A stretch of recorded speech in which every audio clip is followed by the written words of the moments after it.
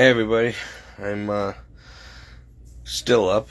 I've got a busy day today, but I have so much laundry and stuff to get caught up on, and I'm trying to put clean sheets on my bed and everything, and still got laundry going. Donna's been sleeping all night, but I have so much to get caught up on this week before the surgery. But anyway, I wanted to tell you guys something cool that I meant to tell you last night, or yesterday afternoon actually, but it kept slipping my mind. Most people aren't going to want to believe this, and I really don't care, because I know it's true, and it happens to me often. God gave me, whether it was God or the Holy Spirit or guardian angel, whatever. Donna and I had rented a bunch of movies and books and stuff she likes to read, and my client, my former client now, I used to rent movies and stuff for him. He likes to watch movies every night during dinner and stuff on his little flat screen thing that I bought him, DVD player. Anyway, I rented like 20 movies or whatever from the library, and when he was done watching them all, I had to return them. So I went to return them the day before yesterday, and one was missing. And we searched this house top to bottom. I looked everywhere, and for a couple days, for a couple days, and I couldn't find this last DVD. All the other ones and books were accounted for, but there was one missing. And I'm like, I know I saw it in the house. I know I put it in the car with the other ones, in the bag. I don't know where this could have gone. So I'm getting frustrated. Donna's going through all her DVDs. I'm looking everywhere. I called my client. Are you sure it's not at your house? Whatever, somehow, because I know I brought it home, and he's like, no, it's not. And he's like, and I really miss you already, and I don't like I have these other people here, and I'm yelling at them already because they send different people every day for $19 an hour. And I'm like, yes, I know. I'm already aware of it. Trust me, I'm not happy. He's like, they wouldn't let me pay you $20 an hour, but they're giving someone else $19 an hour, making me pay them $19 an hour in the contract, but yet I wanted to give you over $20 to $40, which you deserve, and they don't work like you, Steve. He's like, it's already been a couple days you've been gone, and these people, I'm not happy. They don't know what to do. They don't cook like you. They don't clean like you. He's like, I can't get good help. And I'm like, yeah, I know. So he's like, you got to come back. And I'm like, well, hopefully I will be able to when my surgery's over. Well, anyway, so long story short, I was praying, and I'm like, Lord, help me. Where is this movie? And I got a vision that it was under the front passenger seat in the car. I even saw how it was, like, tilted and, like, crooked under there, right? So I ignored it because I'm like, no, I know it's not in the car. Why would it be in the car? And so we continued to look and look, okay, the rest of today, and I'm going crazy. I'm like, Don, it's got to be here somewhere. Finally, I get the vision again, and she's already inside the library, and before I'm trying to get my paperwork together and eat a sandwich quickly because I was getting low blood sugar before going into the library, also to get my medical leave paperwork printed off. And I go, and I, just as I saw in the vision, and I go around the car, and I look under Donna's car seat, and there it was, exactly how I saw it twice in a vision. It was, I know I can't explain it, but it slid under the seat somehow, and it was on an angle and crooked, and it was exactly how I saw it. I've never looked into the seat, before, and everything was exactly as I saw twice in this vision that God was giving me.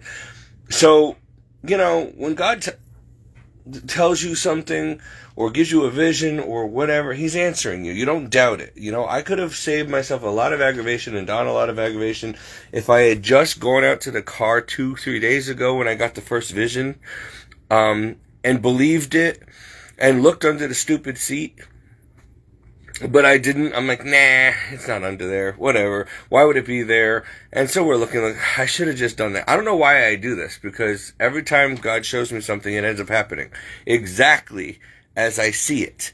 Now, I don't know if that's a gift of prophecy. I don't know, gift of visions. I don't know what to call it. I've had it since I was a kid. It doesn't happen often, but it does happen. And when it does, it's very clear. It's like you're in the future. Like I'm standing there watching it unfold in the future. Like I'm going through the motions and then I'm back in normal time again. And so anyway, I know it's stupid. It's a trivial thing, but yes, God could even answer you when it comes to trying to find a missing DVD that you got to return. So, 2-3 days ago, he showed me the first vision of where to look. And I didn't listen. I insisted on ripping the house apart and trying to find this thing. And I'm like, it's gotta be, I'm looking under the couch. I'm looking everywhere, thinking the dog took it, whatever. Calling my client. Is it there? Whatever. No. Calling the library. I'm like, are you sure you just didn't mis-scan it or something? It's gotta be there. All the while, I had 2 or 3 visions over the last couple of days of where this thing was.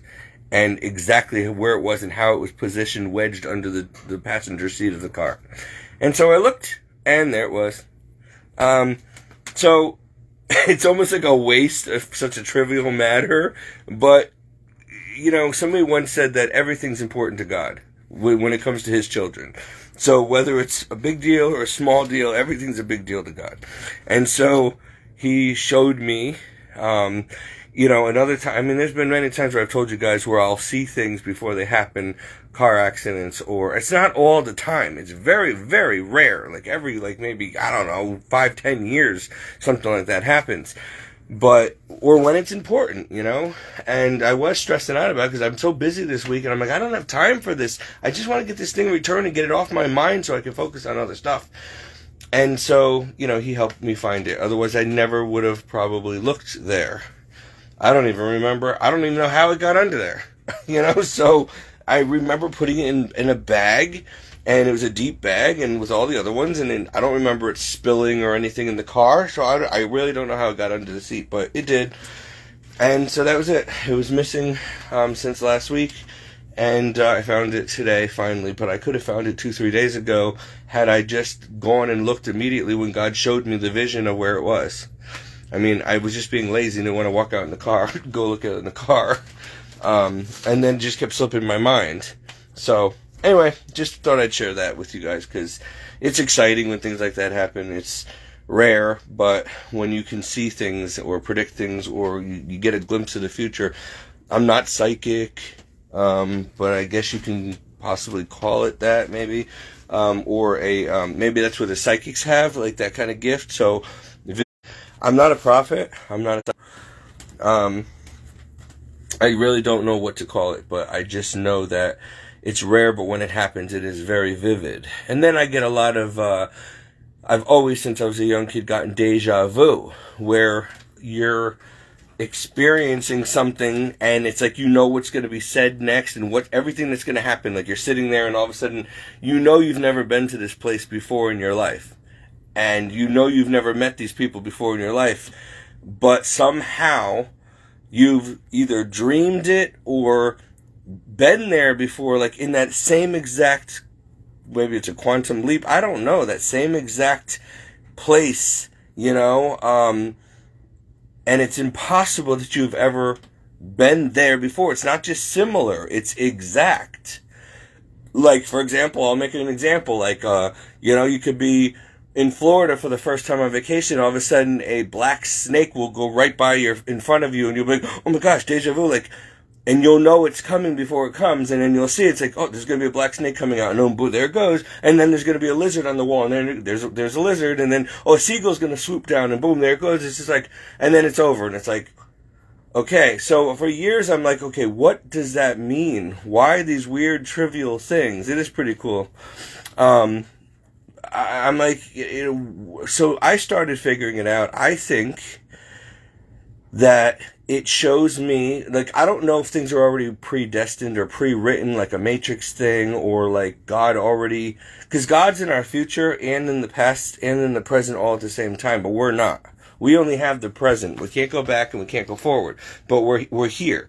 But God already knows our end from the beginning, so maybe on some kind of a parallel, dimensional, whatever timeline, everything's already laid out and already going to happen. Now, that doesn't mean that, like, what we choose now affects our future, right? It affects everything. So you can't change the past, but you can direct your future by what you do now. Like, if I go and kill myself right now, well, then I don't have a future, I end up in hell. Or if I, go play a lotto ticket, I could win and change my future. Or if I decide to go to school and become a doctor now, that changes the course of the future, So whatever we do now affects our future. But we don't really have power. We're still not going to know how things are going to play out. We do our part and the rest is up to God or whatever, right? Fate, whatever. But maybe everything already is in our tomorrow. We haven't gotten there yet. Like, almost like a movie. Okay, like, imagine it this way. There's a movie you can't wait to go see for the first time at the movie theater. And you're sitting there watching it for the first time, so even though you can kind of predict sometimes how movies are going to go, you don't know exactly what's going to be in the next scene. But then after you've watched the movie, you might like it and watch it 10 more times, or maybe you say, I saw it once and it was enough, whatever. But you know what it's about now. The next time you go sit down, you already know what to expect, you know how it ends, you know what's going to happen from scene to scene because you already saw it, right? So our lives are kind of almost like movies that God already saw and knows to end from the beginning. We are the characters in the movie, but we don't even have a script or anything. Like, we don't even know, like when I used to do movies, I'd be given a script and a synopsis and an idea of what the movie's about, what they're expecting, what's going to happen from scene to scene. I can read it. And then I got to play it out according to the script. They even give you the words to say and the movements and stuff, like stand here, go over there, pick up a cigarette, whatever.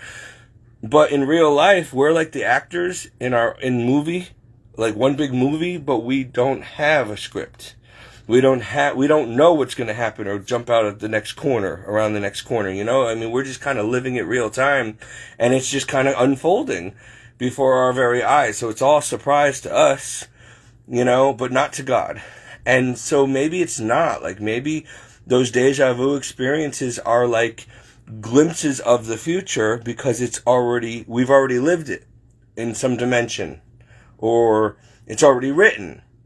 And if that's the case, well, then how much control do we really have? Are our thoughts really our own? Like, why am I choosing to buy, like, McDonald's today instead of Subway? Or, like, how much control do I have? Is it already written in the stars that tomorrow I'm going to go to doctors and I'm going to buy Subway, and then I'm going to stub my toe or what, you know what I mean? Like, I don't know how it works, but it is kind of cool when you do get a glimpse. But a lot of times it doesn't make sense until you're in the moment. Like, you know what you're looking at, but you don't know why. You don't exactly know when. You don't even know why you're being shown it. With deja vu, it drives me crazy because deja vu could be the stupidest things. They're never even relevant. Like, when it's important, like, turn left, otherwise you're going to get in a car accident. And if you don't do that, you get in a car accident. But if you could see it before it happens, seconds, minutes before it happens, you could avoid it. So that means that we can change the future if we avoid it. Or has it already been written that we are going to change it? And we're going to see the future and take a left. I don't know. I feel like we really don't have control. Control's an illusion, but it is nice to be able to see what's coming so you can get ready for it and expect it.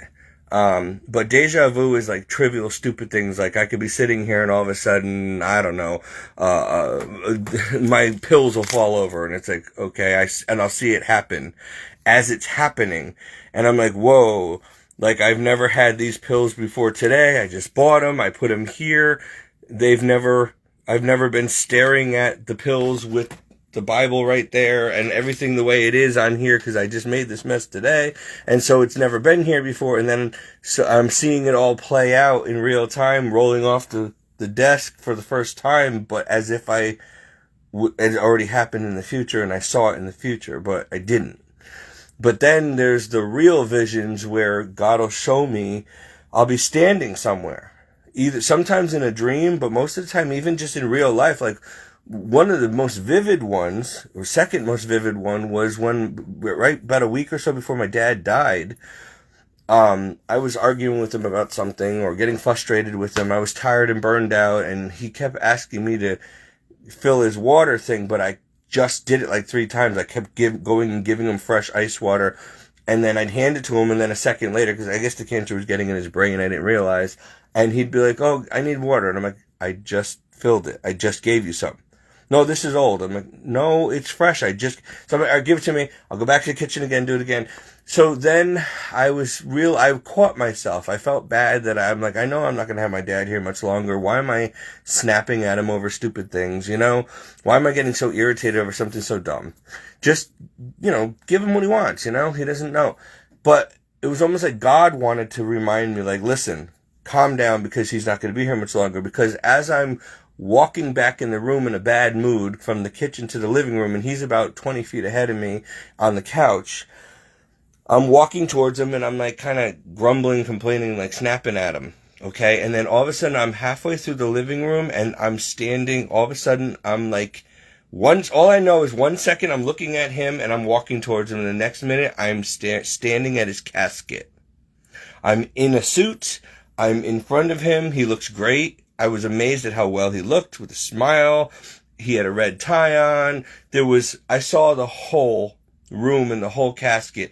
There was like little cherubs. It was a very expensive mahogany casket with little angels carved in it, and he had like this white, like shiny, like linen inside, and there was a little pillow made out of red roses that said Grandpa on it from my niece, and there was photos of us and photos that I apparently was going to be putting in the casket myself.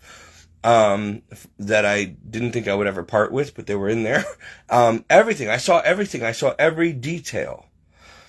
And then all of a sudden, next thing you know, my dad's like, "Hello, Steve." And I'm like, "Yeah, what?" And he's like, "Where did you go?" And I'm like, "What do you mean, where did I go?" He's like, "You saw something." And I'm like, "No, I didn't." He's like, "You saw something. I know you had one of your visions." Again. "What was it?" I'm like, I couldn't tell him. I couldn't tell him this time. Like, "Yeah, Dad, I just saw, you're going to be dead soon. I saw you in the casket, and you look great, and it's a beautiful funeral. And by the way, they're going to be putting a carton of cigarettes in there with you, and a bag full of brand new Bic lighters," and like as if he's going to need them, right? Like how Egyptian, let's get him a year full of lighters and a carton of cigarettes, and which is what caused cancer in the first place. There was a box of rubber donuts, because you don't want them to go bad, right? So they got these realistic looking rubber donuts, because my dad was a cop. So it was kind of a gag gift to put in there. Like, he's got to have his donuts, his coffee, his cigarettes, his lighters, stupid things. And I remember thinking to myself in the vision, like, my family is so tacky. Don't do that to me when I die. Don't put stuff in my casket, because I get claustrophobic, and I'm very OCD, and I don't want crap in there with me. Like, don't put stuff in there, because I'm stuck with it forever in the casket, and I can't even move her as it is.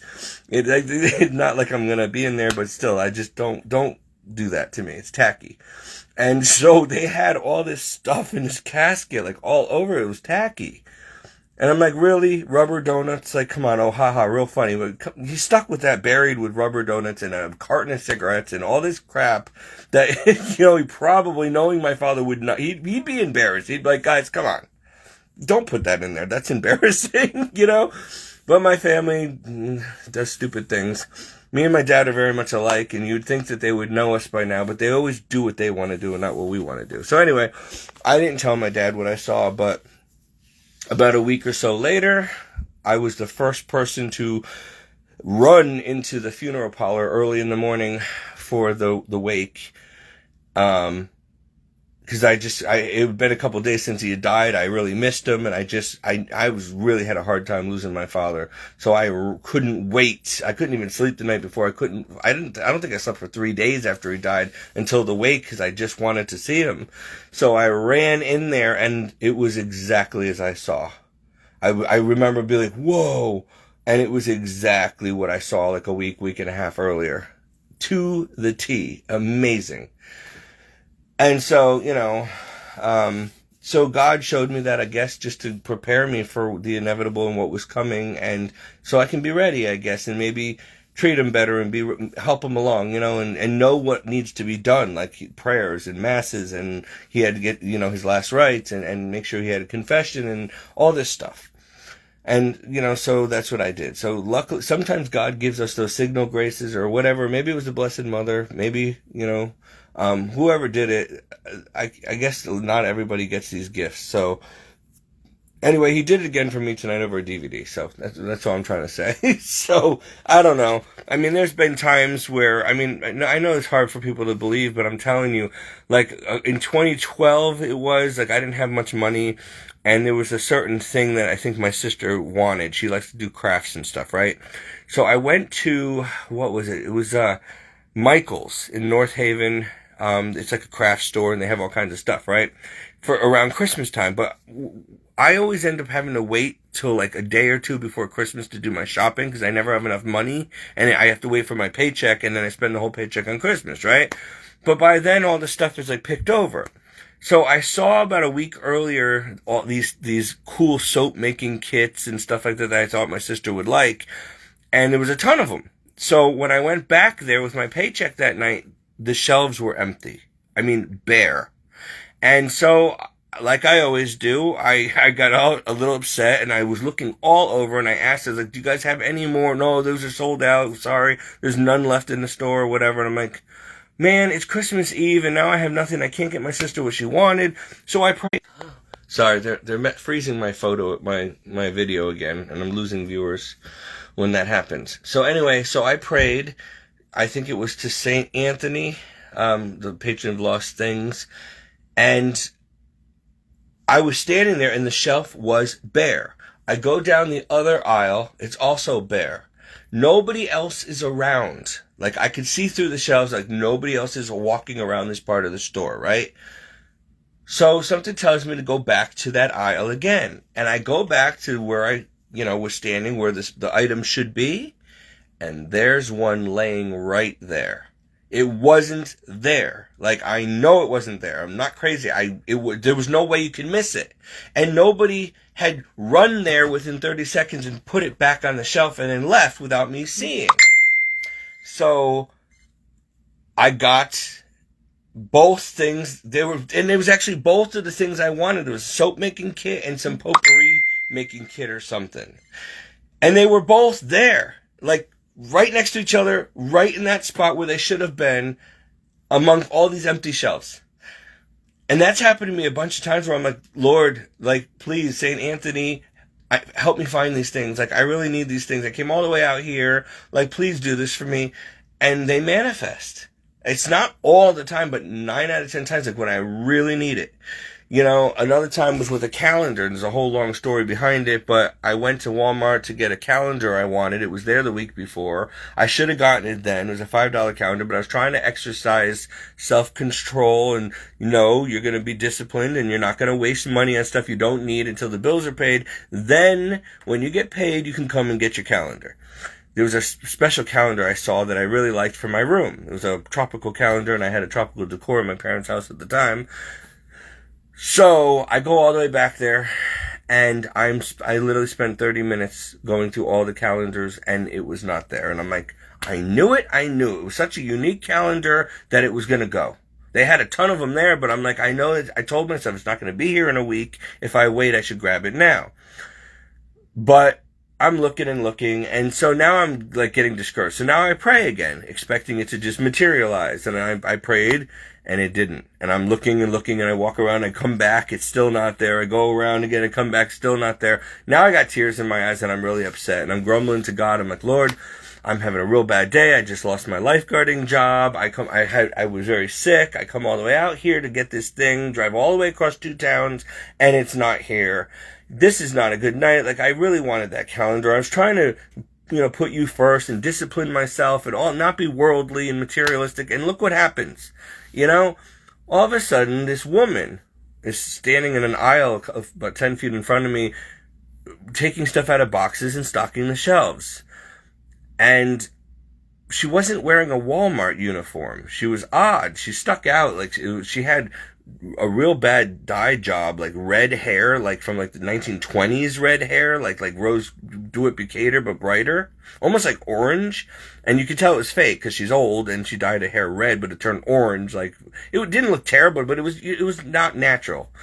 And she had really a lot of 1980s eyeshadows and makeup, and I'm like, this woman like is living in the 80s or something. She had these tight denim jeans on. She had like, sorry, they're freezing my video again. This woman had like, she was like from the 80s. She had a plaid blouse on. She looked very familiar, but I never seen her before. She was like, she had to be in her 70s. She had red lipstick on. She had glasses on with like the chain that goes around so they don't fall off. And she shouldn't have been working at Walmart and climbing up and putting stuff on the shelves at her age. She even had leather and wood clods, like, you know, those clods that they used to wear that you slip in those Dutch shoes from like the 80s. So she was like right out of the 80s, and she looked so familiar to me. She had her hair up in a bun too. It was pulled back in a bun with like, you know, things in it, like what do you call those, bobby pins. So I'm like, why do you look so familiar, but I don't know you? Anyway, she's like, son, she goes, son, or honey, she goes, what's the matter? And I'm like, so I told her, I'm like, I came all the way out here, I'm having a really bad night, I came out here for this calendar, it's not here, and I'm really bummed out. She goes, well, why don't you look again? I'm like, ma'am, I just spent 30 minutes, literally 30 minutes, it's not here. I went through every aisle, I went through everything, it's not here. I'm like, oh, but it's the night you guys are doing the stocking. It's Thursday or whatever, right? So you guys are stocking the shelves. And she's like, yeah. And I'm like, so did any more come in? Like, is there any in the back room? And she's like, no, whatever's out is out. I'm like, oh, they always say that to me. I knew. I was like, can't you just go look? She goes, no, if it's not there, it's not there. She's like, whatever we have is already out. And I'm like, all right. I'm like, so there's nothing in that box or whatever. And she's like, no. She goes, hun. I start walking away. And she goes, hun, look again. And I'm like, so now I'm about to snap at her because I'm trying to hold back tears. I'm really discouraged. I know it's not a big deal because it's over a stupid $5 calendar for a guy to be crying about, but it was a real bad day. So this is like, that was it. It would have been the highlight of my night to get this stupid calendar. Okay, something for me, you know, to go right for me, you know. So that's why it was a big deal. Well, I'm about to turn around and snap at this lady and say, are you deaf? I just told you. I checked like 5 times. It's not there. But instead of sass-mouthing her, I heard this inner like voice saying from the Bible. It was like something from the Bible that said, be careful how you treat strangers, for without realizing you could be entertaining angels. And then respect your elders. And I'm like, okay, Lord. So just to humor her, I look at her, I smile, I'm like, okay, I'll look again. And I turn around and I'm standing right in front of the end case with the National Geographic or whatever calendars. And there it was. Pulled up, way up above all the others, right there in the dead center, right in my face, it was this calendar. It was not there before. You couldn't miss it. Nobody was near this place. It was just me and this woman. Nobody had gone and stuck it there. And so I grabbed it and I'm like, this is the one. And I knew it was a miracle. So I go and I turn to the lady and she's gone. Just gone. There was no way she could have disappeared that fast. The box was still there. I'm looking all over. I'm running around this store now because I wanted to thank her and tell her, like, I know you're an angel or something, because that's not possible. Like, you did that, you know. And I looked everywhere. I must have been here 20 minutes, run everywhere. So I finally grabbed a manager and I described the woman. I said, listen, I'm trying to find an employee who helped me. She's got this color hair. She's got makeup on. She's dressed like this. He goes, no, we don't have anybody that fits that description.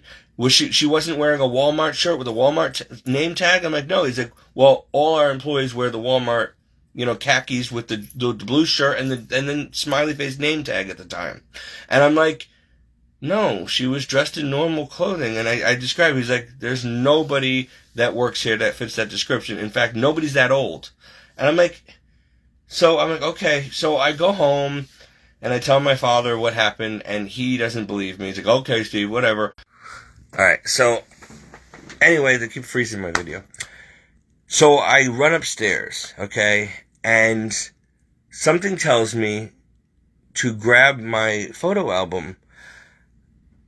And so I go into my photo album, and I open it up, and the first thing I see was a photo of my mother the day she died. Right before she died, about an hour before she died, we snapped a photo of her. It was one of those photos that pop out, like, what do you call them? The 8 mil, you take the photo, it's a big square camera, and the Polaroid, and it comes out the bottom. And she was sitting on the couch. My mother died, she killed herself at 41, in 1985, age 41. Had she not died, she would have looked like that woman in the store. Like, I realized instantly, my hair went up on my arms. I'm like, that was my mother. Like, what she would have looked like in her 70s. Like, hair, everything. It was the same exact outfit. Shoes, dark denim skin-tight jeans, the blouse. I used to call her Easter blouse because it was like purple and yellow and pink and like, plaid with all these colors in it. Button-up plaid shirt with her sleeves rolled up. Her hair in a bun.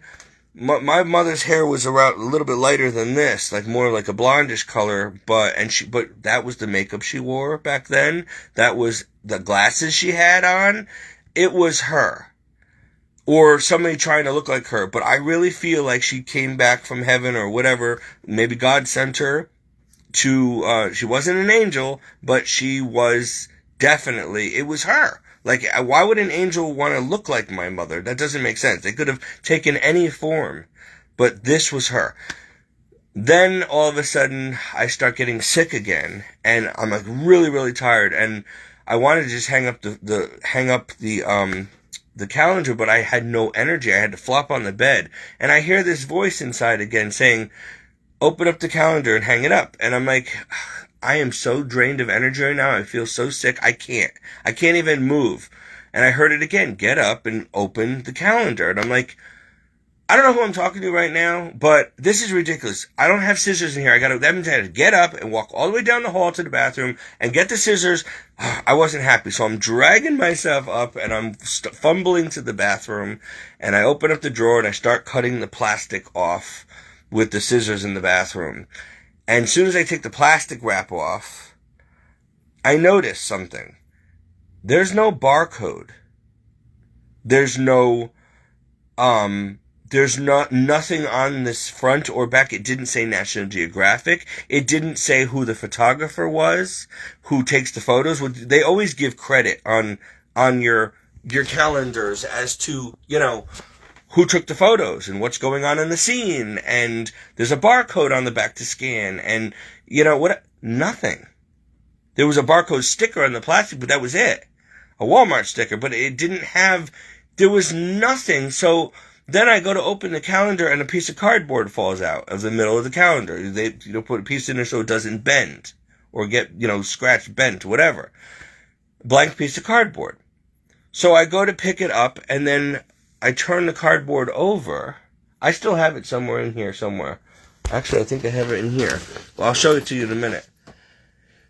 In the center of this cardboard, it literally here, I still have it. I cut it down to size because the cardboard was like 12 by 12. So I cut it. In the center, okay, it was blank on the back. I stuck it on the wall years ago over my bed, so that's why that's on there. But, okay, it said, when the time was right, the sea parted, the walls fell down, the lions went hungry, the sun stood still, the waves were calm, the stone was rolled away, the clouds were parted, the Lord ascended, ... And then in italics, and when the time is right, comma, the King of Kings will return. God is never early and he's never late. He's always right on time, and his plan for you is good. Then it says at the bottom here, for I know the plans I have for you, declares the Lord. plans to prosper you and not to harm you, plans to give you hope and a future. Jeremiah 29:11. Soon as I finished reading this, okay, this thing lifted off of me and I felt 100% better again. So now I run back downstairs to tell my father, look, this is what happened. I heard this voice, blah, blah, blah, blah. And he's like, okay, Steve, another one of your, he wasn't a believer at the time until he got close to dying. And then he started believing me. But at first, nobody ever believed anything I said because this stuff was happening all the time. In 2011, okay, that was in 2011. No, 2010. It was like I want to say October or December of 2010. In October, about a year later, in October, I get another calendar.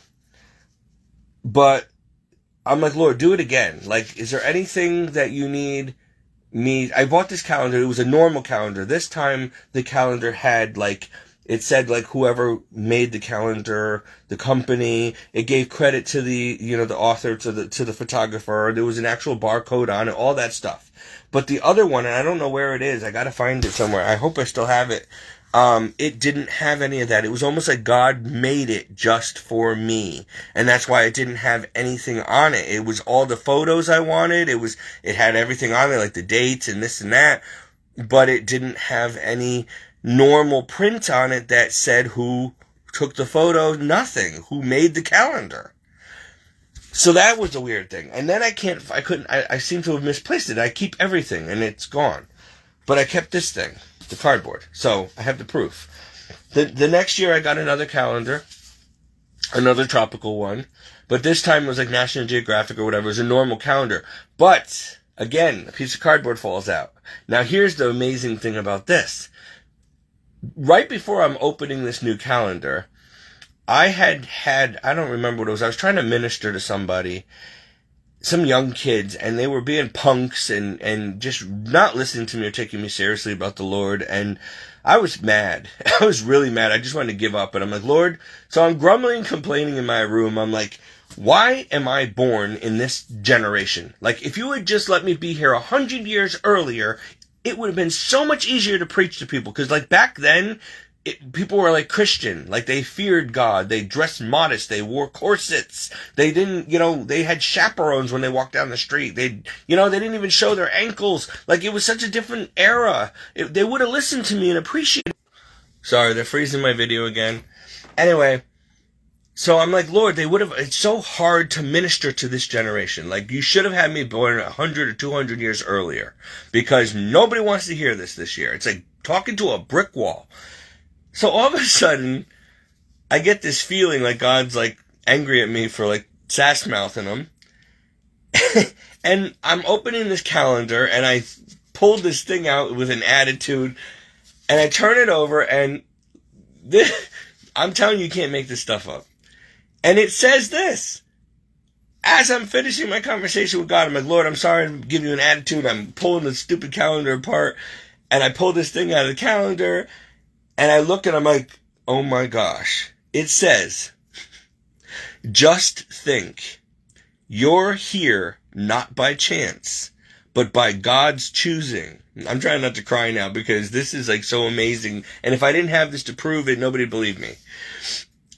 You're here not by chance, but by God's choosing. His hand formed you and made you the person you are. He compares you to no one else. You are one of a kind. You're one of a kind. Sorry, guys, I'm trying not to.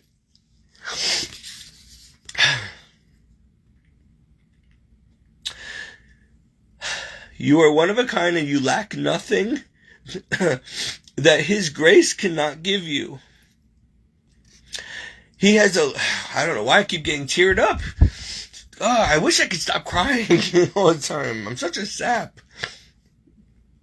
All right, let me start from the beginning. All right, come on, stop. Blah. All right, be a man. Just think, you're here not by chance, but by God's choosing. His hand formed you and made you the person you are. He compares you to no one else. You are one of a kind. You lack nothing that His grace can't give you. He has allowed you to be here at this time in history to fulfill His special purpose for this generation.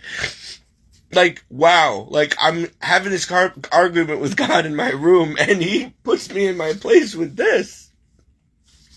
And then it says at the bottom, to everything there is a season and a time to every purpose under the heavens.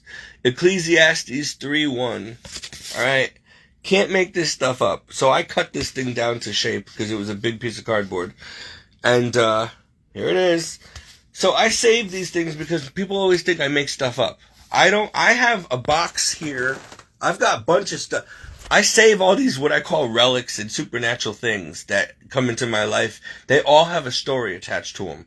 Like strangers appearing out of nowhere and giving me things that I asked the Blessed Mother for. Like one time I was at church. I had a photo. I think I posted a photo of it recently on my Facebook again. It came up on my timeline as like, I don't know, 10 years ago this happened or whatever. I got that thing up there because I asked for it. I said, I want a statue of you from Fatima. And so a security guard girl at the time, I was working security at night at a children's prison.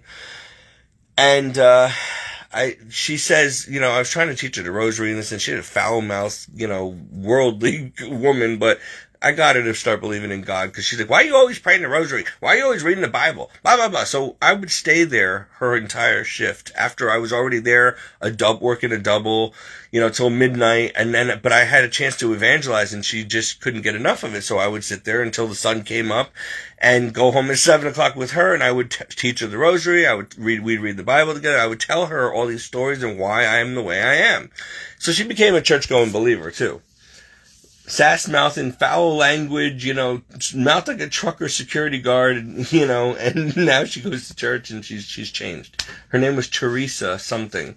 Anyway, so it was worth, you know, working for free to get a soul to God, you know. So anyway, one day she says, you know, I was praying before her shift and I said, Lord, I said, Blessed Mother, I said, I want something. I'm never going to get to go to Medjugorje or Fatima or any of these places. I want something from Fatima. Like a statue of you or something from Fatima. She comes in and she goes, you're not going to believe this. She goes, before I left my house for work tonight, it was like I really felt this really strong, like, need to go in my room and give you this statue. And she pulls out this little glow-in-the-dark, green glow-in-the-dark statue like that of Fatima, the Lady of Fatima.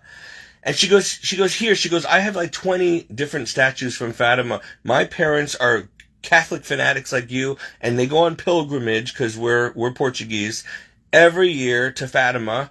And they always bring me home a statue from the blessed area in Fatima, where the apparition site came. And they have it blessed, and they give it to. She's like, I've got like 20 statues. She's like, I don't need them all. So here's one for you. And I'm like, you're not going to believe this. Before you came here tonight, I asked for this. She goes, oh, well, then Mary answered, because I don't know why I'm giving this to you, but I just felt like I needed to give this to you. So then I had that for a while, and then one day I gave it to a neighbor, you know, who was dying of cancer. I prayed over her. She ends up getting healed. She comes up, I'm coming home from work one night at 2 a.m, and she comes up to me, and my deck scares me in the dark. She goes, oh my gosh, because I was waiting for you to come home. She goes, I had stage 4C cancer, remember? And I'm like, yeah. I'm like, well, so why you happen to be dying? She's like, no. She goes, remember you prayed for me last week? Yeah. She goes, it's gone. It's all gone. They can't find a trace of it. And I'm like, oh, well, see? And she goes, you did this. I'm like, no. God did it. I said, but let me warn you. Now that he's done this thing for you, you're going to stop drinking. You're going to stop smoking like a chimney. You're going to stop screaming at your husband. I hear you every night long. You're going to go back to church. Well, I can't promise that. I'm like, if you do not do this, the Lord, something worse will happen to you. Trust me. The Lord has done this to save you. because she was really depressed and alcoholic, and she smoked like 4 packs a day and all that stuff, fighting with her husband who was living with her. They were divorced because her son had committed suicide. And she never forgave this guy. She said she blamed him for it. He was nasty to her son. They were living together. She would always say, get out, I don't want you in my life anymore, whatever. So they would fight every night, all night long, until they got tired and fell asleep or got drunk and passed out. So I warned her. Well, a couple months later, or about a year, actually no, about 2 years later, the cancer came back fiercely. So I went and prayed for her again to help get her soul saved. But at that point, she had gone blind. She was decrepit. She died a couple days later. She never went to Mass like she promised. She never prayed. She never read the Bible. Nothing. It was a waste. Well, anyway, she didn't even have, I don't know what she did, maybe threw it away, or I don't know, but the statue of Mary I gave her, as a reminder, I said, put this on your mantle to remind you, you must pray now and honor what you promised God. You promised that if I prayed and he healed, you would change your life and go to, and you didn't make good on that promise, and now you're worse. Well, anyway, I wanted the statue back. She doesn't know where it is. It's gone. I never got it back. So then I felt bummed out. I'm like, I never should have given. This is why you don't throw your pearls to swine, the Bible says. They'll just trample on it and then turn and attack you. They don't appreciate holy things, right? So I was really upset. I'm like, Blessed Mother, that statue came from you miraculously, and can I have a bigger, better version of it? I kid you not. I get a phone call that night. Steve, I'm coming to see you tomorrow. My friend who lives up in Middletown, he's like, I'm going to come to Mass with you tomorrow. It's Sunday. I got something for you. And I'm like, okay, I'll see you on Sunday. After Mass, okay, we were going to go out to dinner, or lunch or whatever, and he's like, come to my trunk, I got something for you. And he tells me on the way to the car, he goes, so-and-so from my father's house retreat center, she said that she was praying one night, and the Blessed Mother told her to give this to you. So she told me to come and visit you, take you out to lunch, and give this to you. That you asked the Blessed Mother for it? And I'm like, what are you talking about? He opens the trunk and he gives me this. Okay? This big, 2 foot tall, heavy, and she said, I forgot the lady's name. She said, this came from Fatima. It's her most prized possession. It was blessed by a special priest out there. And it was literally it was like on the holy ground. Like she had it there where the Blessed Mother was standing in the apparition. So I got a better one back. Okay. Then that day, the next weekend, actually the next Sunday, I said, Blessed Mother, you got me my statue from Fatima. I would like something from Medjugorje. I've never gotten to go to Medjugorje, so can I have something from Medjugorje? I kid you not. I wonder if I have it in here. I think I do. Okay. I'm leaving Mass, and this woman stops me that I've never seen before. She knew my name. It was a blonde lady. And here it is. Okay. So I'm walking out, and there's a whole crowd of people, we're shoulder to shoulder, all shuffling out of the church. And all of a sudden, this woman taps me on the shoulder. She goes, Stephen. And I'm like, yeah? And she goes, I have something for you from the Blessed Mother. You asked her for something from Medjugorje? I'm like, lady, I don't even know who you are. How would you know that? She goes, and she smiles at me, and she opens up my hand, and she gives me this. She says, this Benedictine cross, which has the Benedict medal in it, okay, the St. Benedict medal in the front and back. Piece of it's now missing. I don't know what happened to it, but there's wood inlay in this. She goes, this came from the apparition site in Medjugorje. It's been blessed at the apparition site. The Blessed Mother said to give it to you because you wanted something from Medjugorje. And I'm like, I had tears in my eyes. I'm like, yes, I did, but I don't even know who you are. And how would you? I don't even know why I'm asking. Tell the Blessed Mother I said thank you. Okay, this is why I have a love for Mary. Okay, when people don't want to have anything to do with Jesus' mother, you're out of your mind. I wear her medals This is when it all started. When I became religious was when she came into my life with this medal, the Blessed Mother. And I never take it off. And I have her brown scapular on, and I have her green scapular, and I'm telling you, I got so many stories. I even have my dad's hair I had some of his hair from when he died, I still have it. And his scapula and miraculous, green and brown scapula he was wearing when he died. I kept it all because, and the sticker from his hospital room and everything, I kept it all from the day he died. So he's always kind of with me. And because that right there was a miraculous story. I mean, there's so many. This whole box is filled with stories of amazing encounters and supernatural gifts and stuff that heaven sent me. Like one woman years ago, I won't mention her name because she might watch this video. She's kind of fallen away from the faith, but God had given me a scripture passage one night that he said, it was Isaiah 54:17, and then there was another one that was, hold on, it's written on here too, I think. He gave me, gosh, I wish I could remember chapters and verses here. Well, anyway, these are the verses he gave me, and they were, I kept hearing them. They kept coming up everywhere I looked for a week. Then one day I get this lady, this friend of mine, a friend of a friend who calls me to come over for dinner one night, and she wants me to meet her gay son and minister to him. And she was trying to hope that he would not go into that lifestyle, which he did anyway. And she said she had something for me.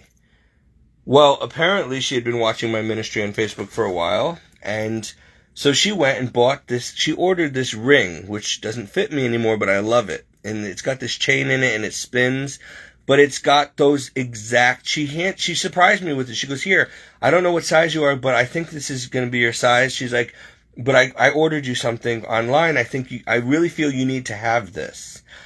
And when I opened it up and I read, it says, Ephesians 6:11 and Isaiah 54:17. Okay?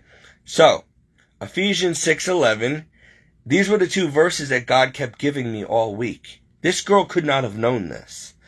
She buys me a ring online with those exact verses on it. And it says, Ephesians 6:11, no weapon that is formed against you shall prosper. And then Isaiah 54:17, it says, put on the full armor of God, that you may be able to stand firm against the schemes of the devil. So I loved this thing, and I wore it until it wouldn't fit anymore. It doesn't even fit my pinky anymore. My bones have gotten bigger and arthritis and whatever. And I want this ring. I've looked everywhere. I want this in my actual size. I mean, I've been trying to find it. This phone won't zoom in, but I want this ring, and I can't find it. And I don't even know what ring size I am, but this one's, if anybody can find this ring, please order it for me and I'll pay you back. I really want this ring. It's black, like a black coated onyx, and it's got this silver chain in the middle that spins, and it's written in gold, those two passages. And this thing just meant so much to me, and when I outgrew it, I started wearing it on my chain. But that was another gift from God, that he gave me those messages, and then some stranger that I had just met through a friend had ordered this for me. I was dumbfounded. I didn't know. It was the nicest, and it wasn't cheap either. And she got it online for me. And how did she know? Obviously, God told her what to buy, So, I mean, there's just so many stories, and I wasn't planning on making a video. I just wanted to tell you guys, I felt inspired to share a little about what God does in my everyday life. I don't know why, because you're either going to believe it or you're not. But I tell you, it's so detailed and specific or precise, it's not coincidence. There's no way these things could be coincidence.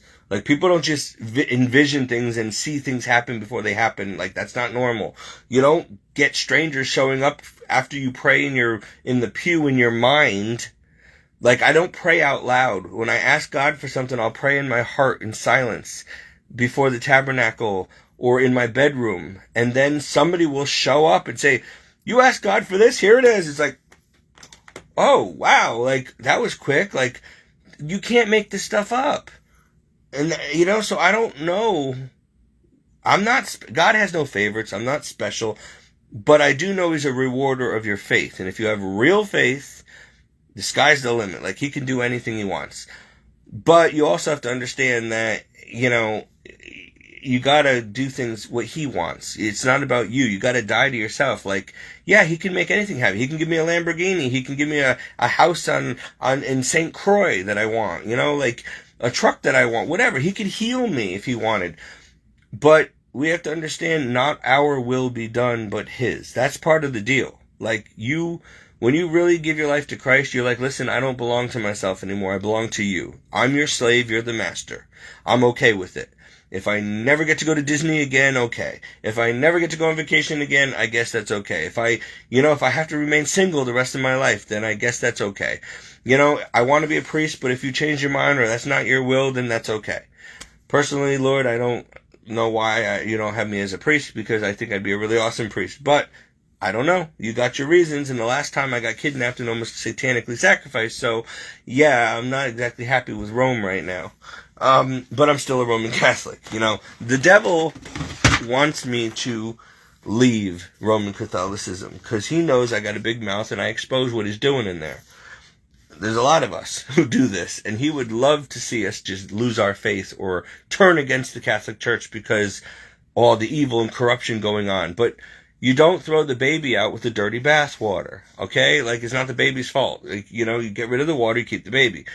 That church is Jesus' baby. Okay, Jesus founded that church, and then the devil corrupted it. He wants it badly because he wants the throne of Peter for himself, because that's supposed to be Jesus' throne when Jesus returns. And the devil wants to be God. He always tries to hijack everything from the Lord. He's counterfeit. He copycats Jesus. He wants so badly to be like him, but he can't. But he will try to be the next. Thank you, Lord. Fake it till you make it. Fake it till you make it. Okay, yeah, he fakes it till he makes it. He's never going to make it, though. So he fakes it. It's like these men. Oh, wow. That makes a lot of sense. I knew that, but thanks for reminding me. The Holy Spirit's reminding me now why there's so many men walking around trying to be women, dressing like women, transing and this and that. They're faking it until they make it. Like, they're not going to ever be a real woman. But they'd rather be a fake woman than a man. They want to be a woman so badly, and they can't. So they will cut off their genitals, they'll dress up, they'll change their identity, they'll demand that you and I address them the way they want to be addressed. But that's still not going to change their genetics, their skeletal system. It's not just cutting off your testicles that makes you a woman. There's everything about your DNA. There's everything, your feature. You're a man through and through. And your soul is also male or female. And you can do whatever you want to the body, but you can't touch the soul. So you're going to have a male spirit in a female body. And then you're going to go and say, oh, Lord, you messed up. I feel like a woman. I have a female spirit, and you put me in the wrong body, and I'm gay now, and I want to be a woman. No, he don't mess up. You have problems from original sin, and you think you're a woman, but you're not. Your soul, trust me, God doesn't mess up because the soul comes from God himself. Like, he literally, just like a man gives his sperm and it, to the woman, and it goes in the egg, so she supplies the egg, he supplies the seed, and together you make a baby. God doesn't use sperm. He literally takes he breathes part of his very soul. It's like if I cut off a piece of skin and gave it to you. It's my skin. It came off of my body. It's mine. But God is not flesh. He's spirit. So he takes a part of his spirit and puts it in the womb, and now he's got a son or daughter. That's how he makes children that way. That's why Jesus didn't need Mary to have sex in order to conceive him. God put him in her womb from himself. He breathed it in. So, I wish people would just believe, but of course, if you don't want to believe in a spirit and an afterlife, well, then you're not going to get this. So, whatever. I know that the animals don't run around questioning their identity and their sexual orientation or whatever. Only humans do these things, because we got too much time on our hands, and we're too intelligent for our own good, and we start coming up with ways to be God and change things and whatever. So I'm getting off track. I digress. Anyway, it's not about how you feel, okay? It is what it is, whether you like it or not, okay? God set certain rules. He is God. He's real, and he expects them to be obeyed. Period. End of story. Don't obey him and watch what happens. I mess up a lot, and you know what? I keep wondering why God is so hard on me, but the Bible even says God chastises those he loves. Like, if I'm really one of his children and servants, then he's entrusted me with much. He's given me special gifts and abilities. He's got a big plan for my life. And when I mess up, he really gets upset. Just like any parent would get upset if their child messes up. You want them to do good in school. If they start messing up and failing or getting arrested, you're going to get ticked off. It represents you and your parenting skills and your upbringing them. You want the best for them. You love them, so you don't want anything bad to happen. And when they don't listen to you, bad things happen, right? So God tells us, this is how I need you to be. And some of us, he has special tasks and stuff, and he expects those things. He expects more from us. And we know better. Since we know he exists, since he takes such special care of us and doesn't hide his presence from us, then it's not a matter of a faith crisis. It's literally sheer rebellion when we mess up. It's like, I know what I should do and what I shouldn't do, but I'm going to do it anyway because I want to. And God's like, okay, well, just like any good father, when their kid screws up and I tell them not to do something and they do it anyway, they're going to get punished. If I don't punish you now, you need to be very afraid. I'm hard on the ones I know I'm saving, the ones who are going to go to heaven. If I'm not hard on you, it's because you don't want to go to heaven. You don't want to obey me. You've made up your mind that you don't believe. You're not going to obey me. You don't want me to be your father and your Lord and your Savior and your Master. You want to do your own thing. And that makes you nothing like me. Or Jesus. It makes you like Satan, who wanted to do his own thing. He didn't want to obey. He wanted to do his own thing. So God said, people like that, if they will not give their life to Christ and obey Christ and make Christ their father, then there's only one other alternative. The God of this world, the devil. He will become your father. He will become your master. And, he might let you do whatever the heck you want to do, but he will have your soul in hell. So but here's the good thing, at any time, it's not easy, especially the further you've gotten away from God and the longer you've been running with the devil. But at any time, you have the power in your own free will to say, devil, I'm done with you. I'm walking with Christ now. I'm switching teams. I'm hanging up my jersey. I'm going to heaven now. And he will do everything he can to prevent that, but he can't stop you. When you literally mean it and say, I'm done with this. I want to go to heaven. I want to be a saint. I don't want to do this anymore. I don't want to go to hell. And you walk away from the devil and you start obeying Christ, the devil loses you.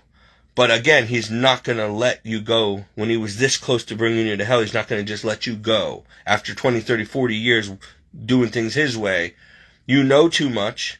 You're going to be a danger to his kingdom. You're going to help liberate other souls. You're going to be a light, a real bright light in this world that's going to lead souls away from him in hell, and he's not going to like you. And he will try to kill you. He will send your family against you. He'll do whatever it takes to scare you into submission and say, okay, like, uncle, all right, I'm done. Fine, I give up. I'm not going to be a Christian then because it's too hard. Like, you win, like, whatever. Just leave me alone. Let me enjoy my life. And he will, but you'll go to hell. But if you say, no, you know what, I don't care what you do. I want to go to heaven. I'm not falling for it anymore. He will rake you across the coals, because you gave him a license to do so. You gave him a contract. He gave you a lot, and he gave you prosperity, sex, drugs, rock and roll, whatever you wanted, And now, because he runs this world down here. And so, when you violate the contract, it's just like trying to violate a cell phone plan. they're going to stick it to you. They're not going to let you just leave so easily. They're going to keep trying to wing you back in. No, stay. We'll give you this offer, blah, blah, blah. Whatever. But when you say no, then they're like, fine. Then you're going to pay $500 for breaking your contract. Fine, I'll pay the stupid $500 fine, but I'm not staying with you anymore. But you have to pay the fine. They have that legal thing over you. Well, with the devil, same thing. Nothing's free.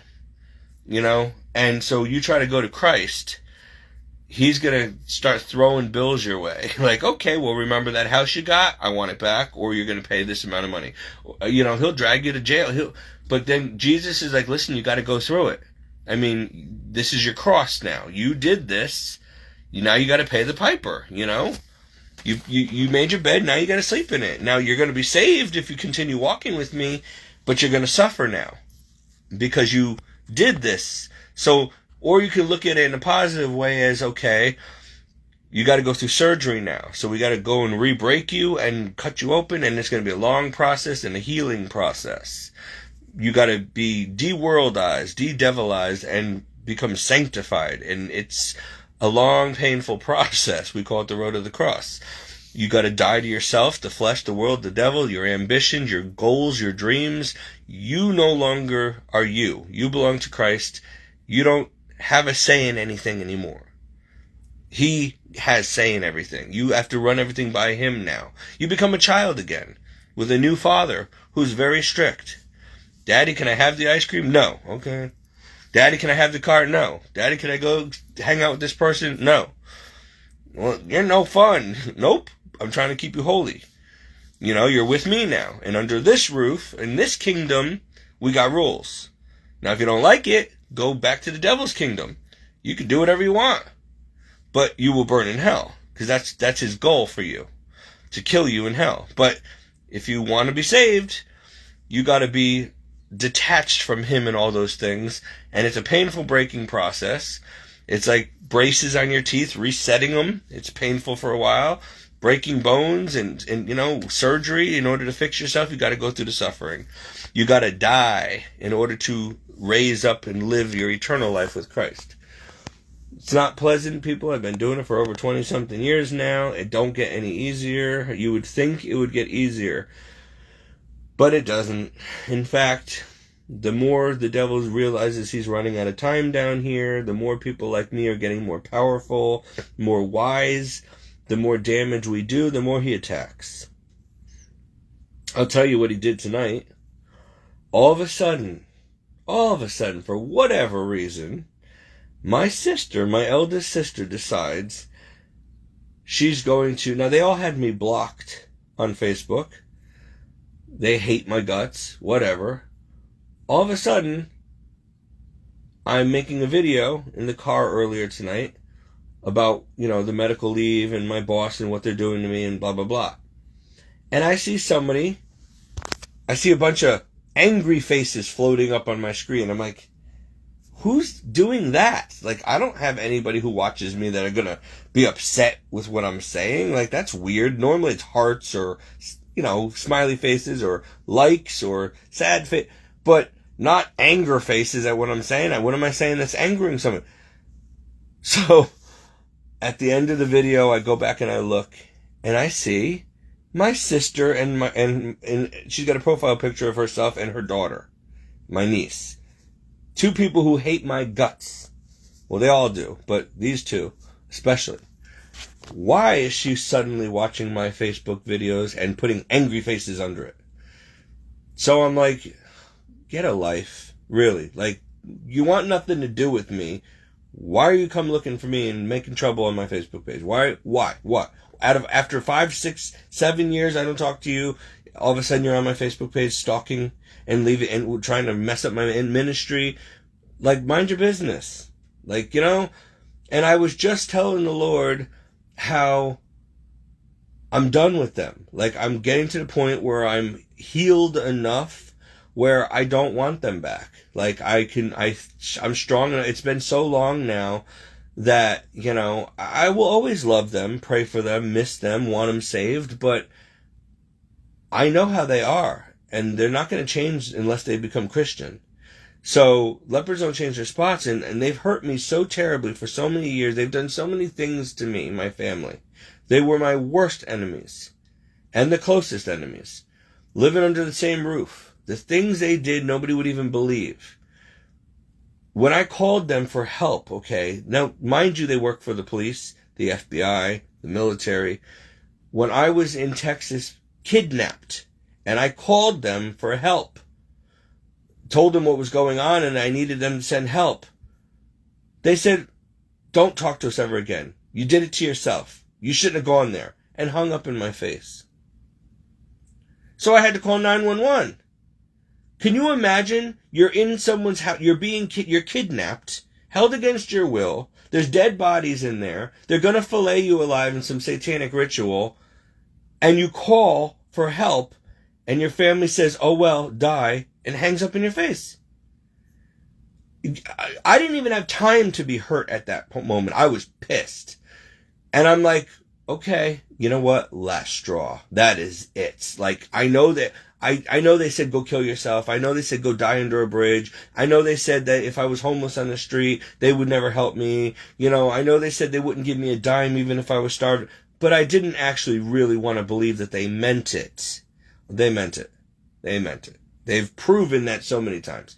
So why are you looking at my Facebook page? And why is it that a couple months ago when I had run into my stepmother in Stop and Shop in the grocery store, and she starts yelling at me, it was so embarrassing.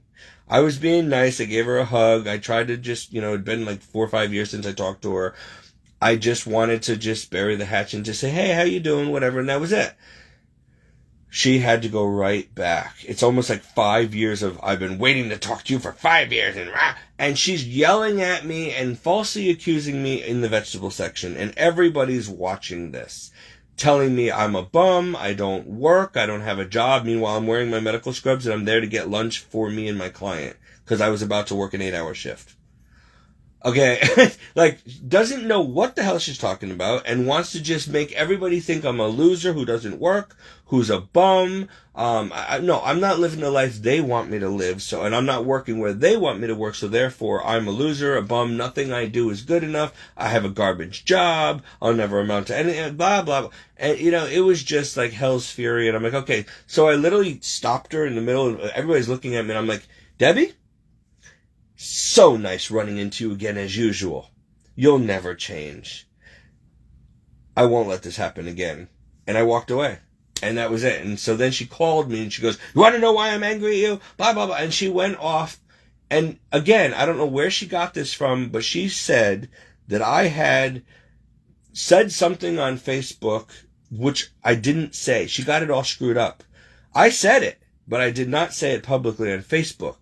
I said it to her on the phone 4 years ago. On her voicemail. I left it on her answering machine. Because she wouldn't pick up the phone.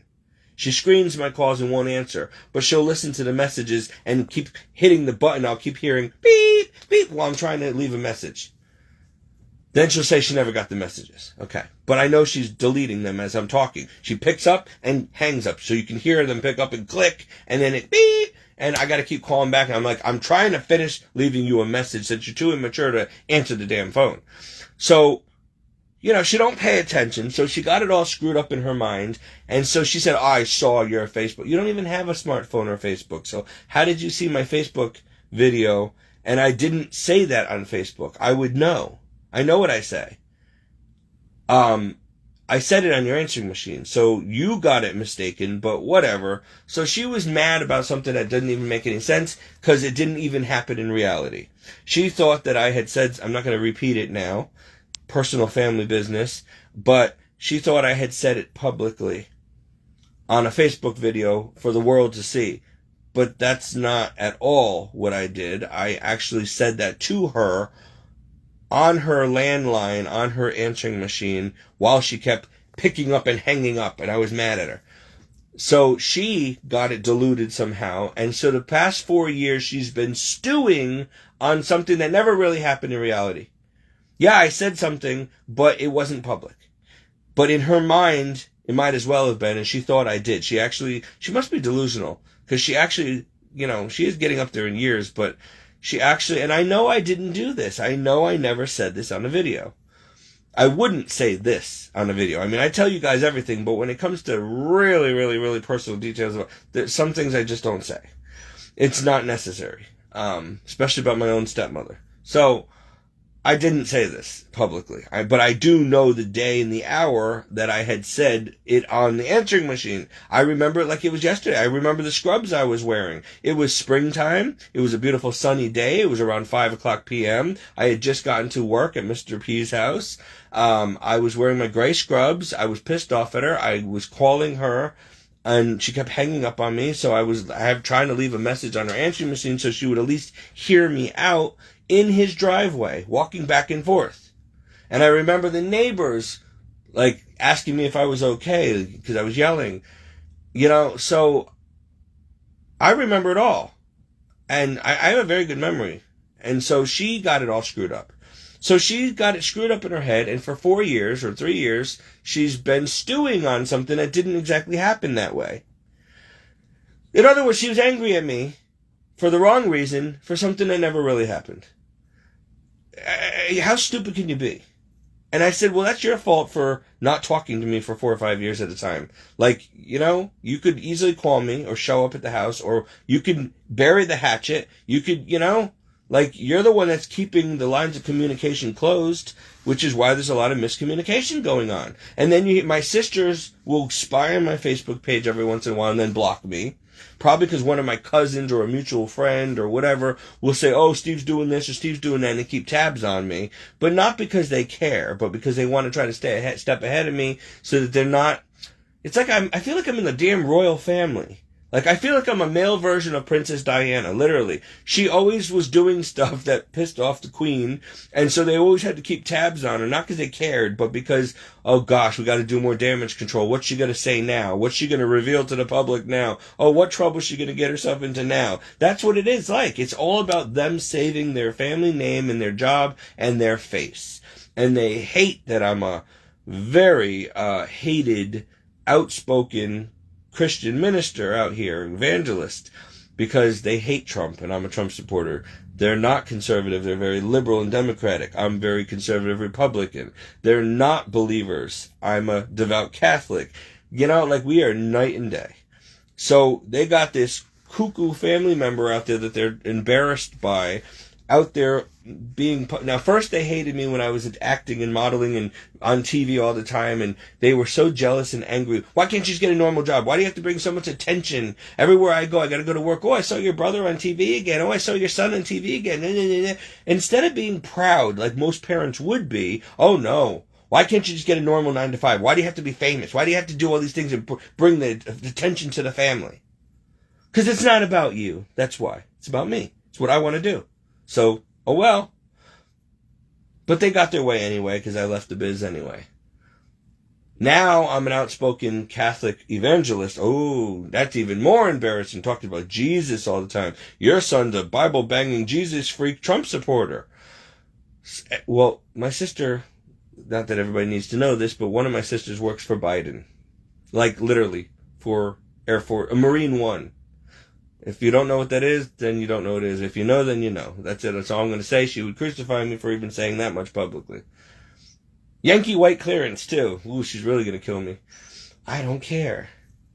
I hate Biden. So, good. They voted for him. I guess you'd have to vote for your boss.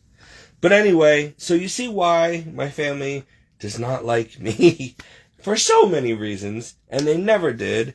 But as I got older and more tired of their BS and being kept down and silenced, I became more outspoken. I went from being introverted and meek and quiet and being picked on all the time to I'll crack you in the face next time you look at me the wrong way. And I'm very outspoken. I will stand my ground now because I'm tired of being a victim. Narcissists, when you live in a family or a beehive full of narcissists, they don't like that. You don't speak up. You don't take the control from them. They want to control you. They want to manipulate. They're never wrong. And so when you start not putting up with their crap anymore, you diffuse them, they don't like you. They want all the attention. They want all the power and control. They want everything. You are there to just be a whipping post. So, Anyway, like I said, we don't choose the family we have. We gotta love them anyway. The Lord says, I don't ask you, I command you. He told me, he's like, Stephen, I command you to love and forgive them. I'm like, you do realize what they do to me, right? I command you. It's not an option. You want to go to heaven? Then you will obey. If you love me, you'll obey me. And I am telling you, you must forgive them everything. And I'm like, everything? Do you have any idea what they've done to you? I know everything. Forgive them anyway. Okay, Lord. You know, and I don't want to see them in hell anyway. So I forgive, but I'm like, Lord, it's been many years now, but every time I even think about them, it's like the wound is reopened and salt is poured right into it. Yep, the scars are always going to be there. It's always going to hurt. Forgive them anyway. Forgive them every day, 70 times 7. Otherwise, you will not be forgiven. And you're no saint yourself. No, that I'm not. It would have been easier had I had a saintly family. So, but I don't. So, you know, I'm lucky to be a Christian at all, considering the family I came from. Anyway, the world loves them. They're very well-known, well-respected, feared even, you know, practically mafioso family. But in the opinion of the world, you know, they're the top dog. They're the best. And I'm crap. But in God's economy, yeah, they're not fit to tie his sandals. And, you know, so they need to be meek and humble themselves down here in the dirt with me. Otherwise, they're not going to stand a chance. So anyway, maybe my family will come back to me one day. Maybe the Lord's doing something. Maybe the reason she obviously wanted me to know that she was watching by putting the angry faces and getting my attention. So you got my attention, dear sister. I see you spying on me. I could block you, but I won't, because I hope you do watch my videos. I hope you learn something. I hope they're getting through your thick skull. I hope that, because every night, I promise you, as God is my witness, publicly I am admitting, well, now it's not, I didn't go to bed last night, so it's already daytime. What time is it? I don't even know. It's like 7 o'clock in the morning. I'm supposed to be going to church. I pray for them every day, every night. All throughout the day. Lord, forgive them. Lord, save them. Lord, convert them. Lord, my family, my family, my family. You know, he's probably sick of hearing it. But I love them. I always loved them, no matter what they did to me. I've always been a Christian at heart. They hate me for the wrong reasons. Because if I wasn't a Christian, I'd probably be just like them. Self-centered, cold as stone, and I wouldn't care about them. And I certainly wouldn't pray for them. In fact, I would tell them if they were homeless on the street, oh well, go die, go kill yourself, go live under a bridge. I would do to them what they did to me if I were anything like them. Thank God this apple did not come from that tree. It fell far away. There was no reason for these people to be this way. My father did not raise this family this way. But they turned out this way. So it's either the devil's doing or God's permissive will or their own doing. I don't know. But I love them, and I can love them from a distance. But my skin crawls when I think of even being in their presence. And it's probably mutual. They probably think the same thing about me. But I'm the one, like if I were to go over for Easter dinner, it would be the same as every year. They would give me a bunch of rules and regulations before I was even allowed to come over. Don't talk, don't sit here, don't do this, don't do that, blah, blah, blah. You're going to sit with the kids, don't touch anything, don't look at my kids, and I'm like, well, then why am I going to come if I'm going to be treated like a damn slave or a prisoner? Well, then don't come then. Nobody wants you here anyway. Well, then I won't come then, because I'm not going to come there and not be able to talk and not be able to eat and sit with the children, but not be able to talk to the kids, not look at anybody. The ultimatums they gave me were ridiculous, as if I'm some kind of a pervert, pedophile, dangerous person. So I don't need to be around that kind of. Why would I want to put myself in the lion's den like that, you know? So I don't miss that. I really don't. I love them. But I think it's like more like a Christian love of the Lord, like love him because Jesus loves him type of thing. But I don't, I miss them, but I don't know how to say it. There's a very fine line between love and hate. They did terrible things to me, and I'm choosing to love and forgive. But my gosh, sometimes I just want to punch them in the face, and they would deserve it. You know, I hate that. I hate that I have to be that way with my own family, but that's how they are towards me. They never hesitated to not, they would slap me, hit me, punch me, throw me out of the house, let their dog attack me and then blame me, even though, and I have to get tetanus shots. Terrible things. And they're in law enforcement, so they like to flex their power and their authority, and they're the kind of cops that you don't want people to be.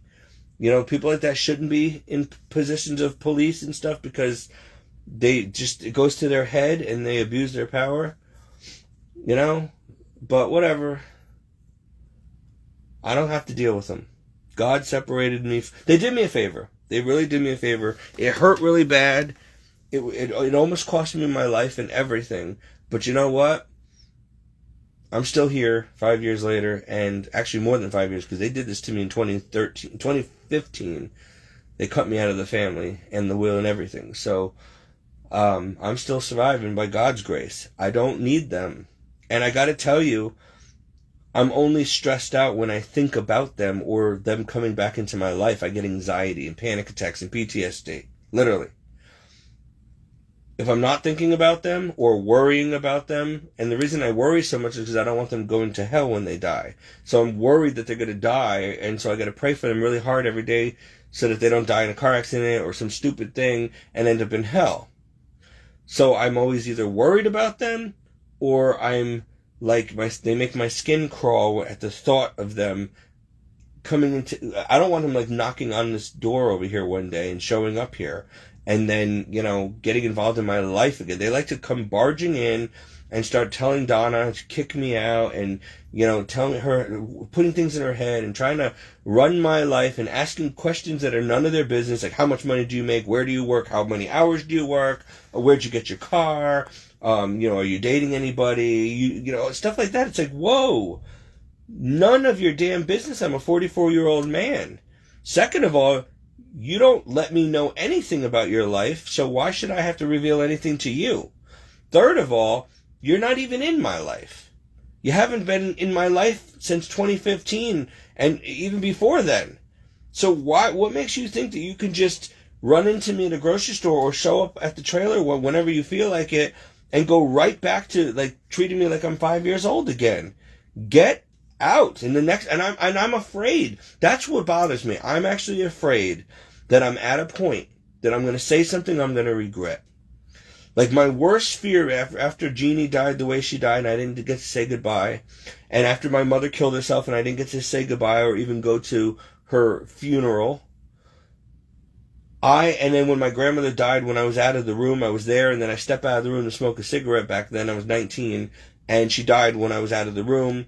So I have this terrible guilt and feeling like I don't want to leave off on bad terms. I don't want to say something terrible that I'm going to regret or feel bad about later on, type of thing.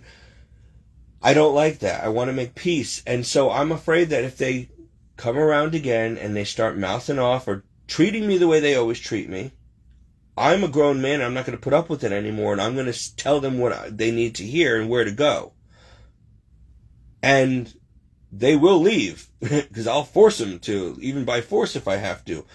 I don't want to do that. I want peace and love and harmony. I want what's never going to happen because they're not capable. And I'm convinced now that the reason they'll never be capable of forgiveness, mercy, love, burying the hatchet, treating me with the love and respect that I deserve, that every human deserves. I deserve dignity and respect just like everyone else. I deserve the same love and respect that they demand. They'll never give it to me. They never have. So I'm not going to put up with it anymore. I'm not going to let them come and talk to me like that anymore. I'm not going to let them show up in my house or come into my life and start meddling. I don't want them. I didn't even want them to find out I'm having surgery. Like, she must have found out, and maybe that's why she's sniffing around. I don't want them to show up at the hospital. Like, please don't, because I am not going to be in the mood after spinal surgery to see you.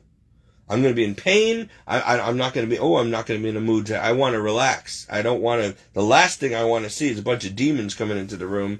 And then they're going to start saying, they're not going to be able to hold their tongue. They trust me, I've been through this a million times. Being sick around these people, especially laid up from a surgery and you can't move, and they're around your bed taunting you, like, it's terrible. It's like a bunch of hyenas eating a sick lion. Once they realize you're down and out and lame, they come in for the kill. I don't want that. I want peace. See, that's why I couldn't sleep all night, because my sister just messed with my head so bad when I realized she was putting angry faces on my video. See, she's already bothering me again. They know they have that power over me, and I'm a nervous wreck.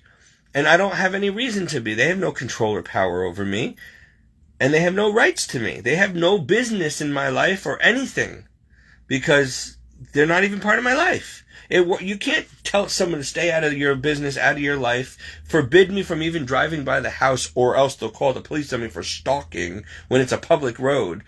But then come over here whenever they want, or approach me in a grocery store and start yelling at me and embarrassing me publicly, or come on my Facebook and leave nasty comments. Like, what are you coming and picking a fight with me for? I'm dead to you. Didn't you say you're dead? You're dead to us, Stephen?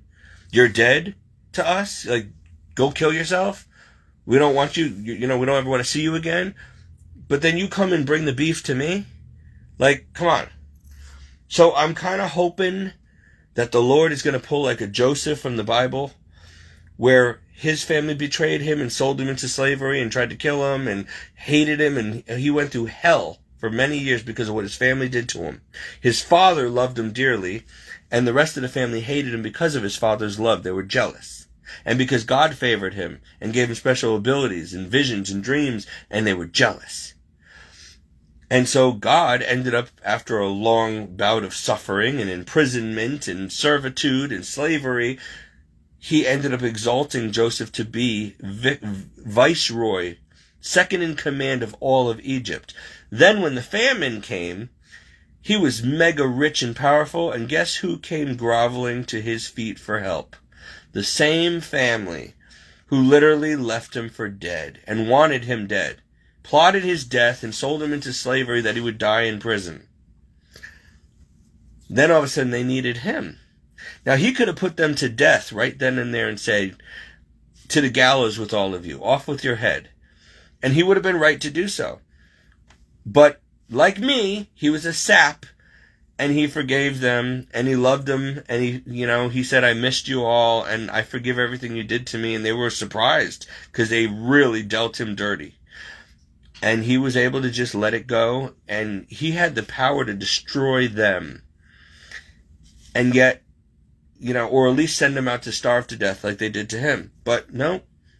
So I just see an amazing, it's not coincidence here between Joseph in the Bible and what God's doing in my life. Me and my father, very close. My family did this to me, what they did to Joseph. And here's the other thing. The second play I ever did on Off-Broadway was Joseph and the Amazing Technicolor Dreamcoat. And that was before I started reading the Bible and becoming a serious Catholic.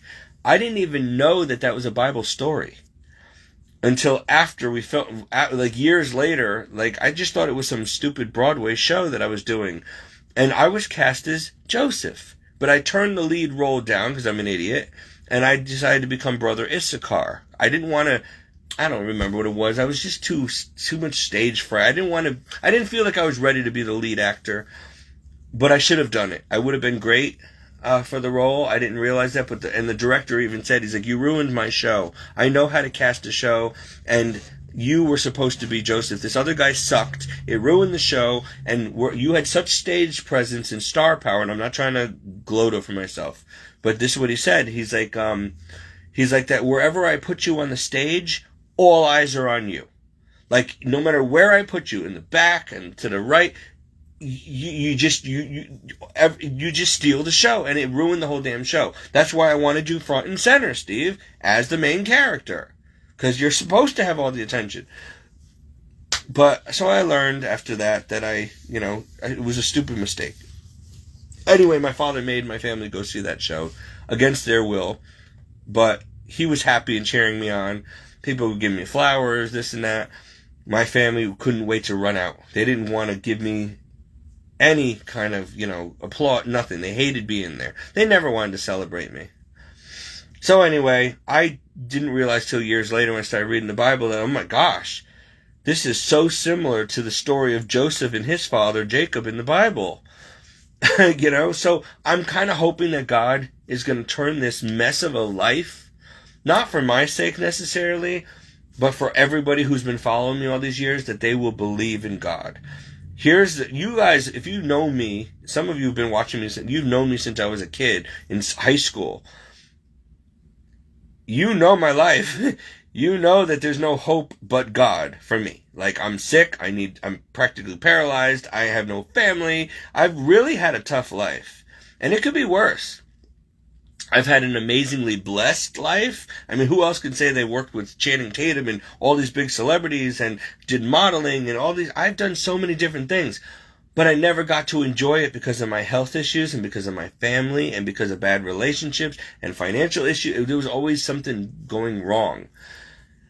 But at least I have these memories and I can say, look where I've come from. And I know what I'm talking about. Like, there's nothing I preach that I don't know from firsthand experience, whether it's about Freemasonry, witchcraft, Illuminati, drugs, sex, homosexual, you name it. I've been there. I've done it. So who better qualified to preach than someone who's actually been there and done it all and now has given their life to Christ, totally changed, repented, and now can help others and reach out to others who are still stuck in those lifestyles. That's what God's trying to do. See, God doesn't take someone who was born good and holy and make a saint out of them. He takes someone who's the least likely, the foolish, the ones that everybody would never expect, the biggest loser like me, and he takes them and he turns them into something for his glory and honor, not mine, but for his and for the salvation of souls, so that anybody can look at me and know my backstory and say, well, if God did it for Steve, he can do it for me. Like, there's hope for me yet. That's the point. And I'm still hoping that God's going to make good on a promise that I've gotten many, many years ago from so many people, that I'm going to have my Joseph in Egypt moment. That one day, like overnight practically, something major is going to happen in my life where I'm going to be like from down here to up here, and everyone's going to be in awe, and they're going to know that was God. That was not Steve's doing. There's no way in hell Steve did that. That was God. Like, there has got to be a God, because that's just not possible without God. Yeah, exactly. And God will get all the glory, and I might actually have some peace and happiness for once in my life. Wow. I don't even know what it feels like to be happy anymore. It's been so long, and not to blow smoke at myself, but, I think I deserve a little happiness too. And I'm always trying to make other people happy. I want to be happy. I don't know what it's like to just have a good night's sleep. I've been up again all night for 2 days now. I don't know what it's like to have peace of mind, joy, good friendships, a family that loves me. I've forgotten. It's been so long. But I have Jesus, and he's gotten me through all this. So, in a painful way. See, God doesn't take you around the storm. He loves hurricanes. He makes you go through the storm. I'll meet you on the other side. Yeah, you can walk on water, Lord. I can't. I gotta go through this. I gotta get hit by lightning bolts. I'm the one getting drowned in the waves here. But you know what? You'll survive because I'm with you. But yeah, can I just not have to go through this? Like, why do I have to go through it? Why can't I go around it? Like, come on. But I don't know. He makes you go through it. He doesn't save us from the troubles and stuff. He just helps us get through it. It's like a roller coaster ride. And you're on the, and your seatbelt snaps off and you're like dangling for your life by one arm. And then the Lord's like, whoo, wasn't that a great ride? I'm like, are you kidding me? Really? Don't do that again. Like, please. I almost died, but you didn't. But I could have, but you didn't. I practically did, all right? And I think I soiled my pants. You happy? I hope he has a sense of humor before he slaps me. But anyway, you get my point. God doesn't make anything easy sometimes. It's not easy to be a Christian, especially in this day and age, and I can see why most people don't want to be. But you gotta be. No ifs, ands, or buts about it, I'm telling you. And look, if I don't make it through this surgery, then these are the last moments of my life on record. And y'all better remember, you'll forget me in time. But I hope that these words and these stories stick with you. And, you know, the goal is to bring you to Jesus. Because he really does exist, and you do need him. And I want you in heaven. And I'm telling you, no Jesus, no heaven. That's just how it is. It's not a matter of opinion or belief. It is the reality. You know, people, instead of complaining to God about how unreasonable it is, why don't they just say, thank you, Lord, for making everything so cut and dry, so black and white, just so simple. Yes or no. Black or white, no gray area. You know, it just is. I mean, he simplified it for us. There's no other way to heaven but Jesus. So it's real simple. So now that alleviates a lot of wasted time. You don't have to be a Jehovah's Witness. You don't have to be a Buddhist or a Hindu or a witch no, you just need to be a Christian. Boom. That's it. Why do we make a mountain out of a molehill? Why do people are just never happy unless they're making things so much harder than they are intended to be? God's up there on his throne like, I even gave every drop of blood for you. What else do you people want? Why are you making this so difficult? You have a book. It's called the Bible. It's the directions to life, the instruction manual to life. Read it. I died on the cross to pay most of it for you. Just do what I tell you. That's all you got to do. Have faith, believe, and be good people. Do what I tell you. You can't even do that. I came down from heaven, I got mutilated, tacked to a cross, died, went to hell for 3 days, came back, and you still can't obey me. Like, what else? You know what? Done with you. Like, you either do it or you don't. I'm not worried about it. We got a Lamb's Book of Life up here, and if your name ain't in it, then that's your problem. God said he wished that no soul shall perish. And so if you perish, it's at your own choice, because you didn't want to do what you were told. And I'm telling you, it makes no sense to live that way, because what's the point? Oh, well, if I become a Christian, I can't have fun. I can't do all the things I want to do. I can't enjoy my life. Okay, but think of it this way. If there is no afterlife, and we Christians are wrong, then you're not going to exist once you die. You're going to turn to dust, and that's it. And it'll be as if you never existed. And pretty soon, everyone who ever knew you, well, they'll be dust too, and they'll never remember you either. And so you won't remember your life and all the fun that you had in your life, and all the vacations you went on, and all the sex you had, and the drugs you did. Nothing is going to matter, because you don't exist anymore. It was all for nothing. So why spend your life focusing on things that you're never going to remember pretty soon as you die? They're not going to matter. And if Christians are right, which we are, if you don't get this right, you're going to go to hell. And while you're in hell, you're not going to remember this life. You're not going to be like, oh, I had such a great time on vacation. Oh, I had so much fun sleeping around. Oh, I loved all those rock concerts I went to. And I was a Swiftie, a Taylor Swift. You're not going to, those things are why you're down there. And you're going to be very upset that you didn't say yes to Jesus when you had the chance, and that you lived your life your way, and look where it got you. Now you're going to have to sit there for all eternity in fire, regretting not doing this. You know what I mean? So you're not going to have time. Nobody's in hell. I assure you, I've seen part of it. There's not a soul down there or a demon that is in hell right now saying, I would do it again. It is so worth being down here. Like, it was so worth burning in hell for eternity to go and do those things. Like, it was so worth rebelling against Jesus. Yeah, because, all those people I slept with, oh my gosh, yeah, I would do it again, and then end up in hell again, because the sex was just so worth it. No. No. Oh, robbing that bank was just so worth going to hell. Killing that person was so worth it. Stealing, whatever it is that you do, nobody's down there saying they're glad they did it. They're all saying, God, forgive us, get us out of here. We won't do it again. We wish we didn't do it. We repent. And he's saying, it's too late. It's too late. That's the reality, folks. So please think about this. Please. That's the whole point of Lent and Easter season and stuff, to really rub it in and say, guys, hello, wake up. Reality check. Everything that you think is so important, you can just kiss it all goodbye when you die. It's not. You can't take your money, your spouse, your kids, your car, nothing with you when you die. You're born naked and alone, you die naked and alone, and you'll stand there and be judged alone. And that's it. You may never see your loved ones again if they don't all end up in the same place with you. And if they end up in hell with you, you're not going to love. There's no love in hell. So they're not going to be your loved ones. You're going to hate each other. You're going to be ripping each other apart for eternity while you're burning in agony. I'm telling you. It's sick. There goes my alarm. Time to get up. So I might as well just get up and go to church now. I don't even feel like sleeping. That's weird. I'm not even tired anymore. I think the Lord wanted me to make this video. Sometimes He gives you supernatural energy to get stuff done.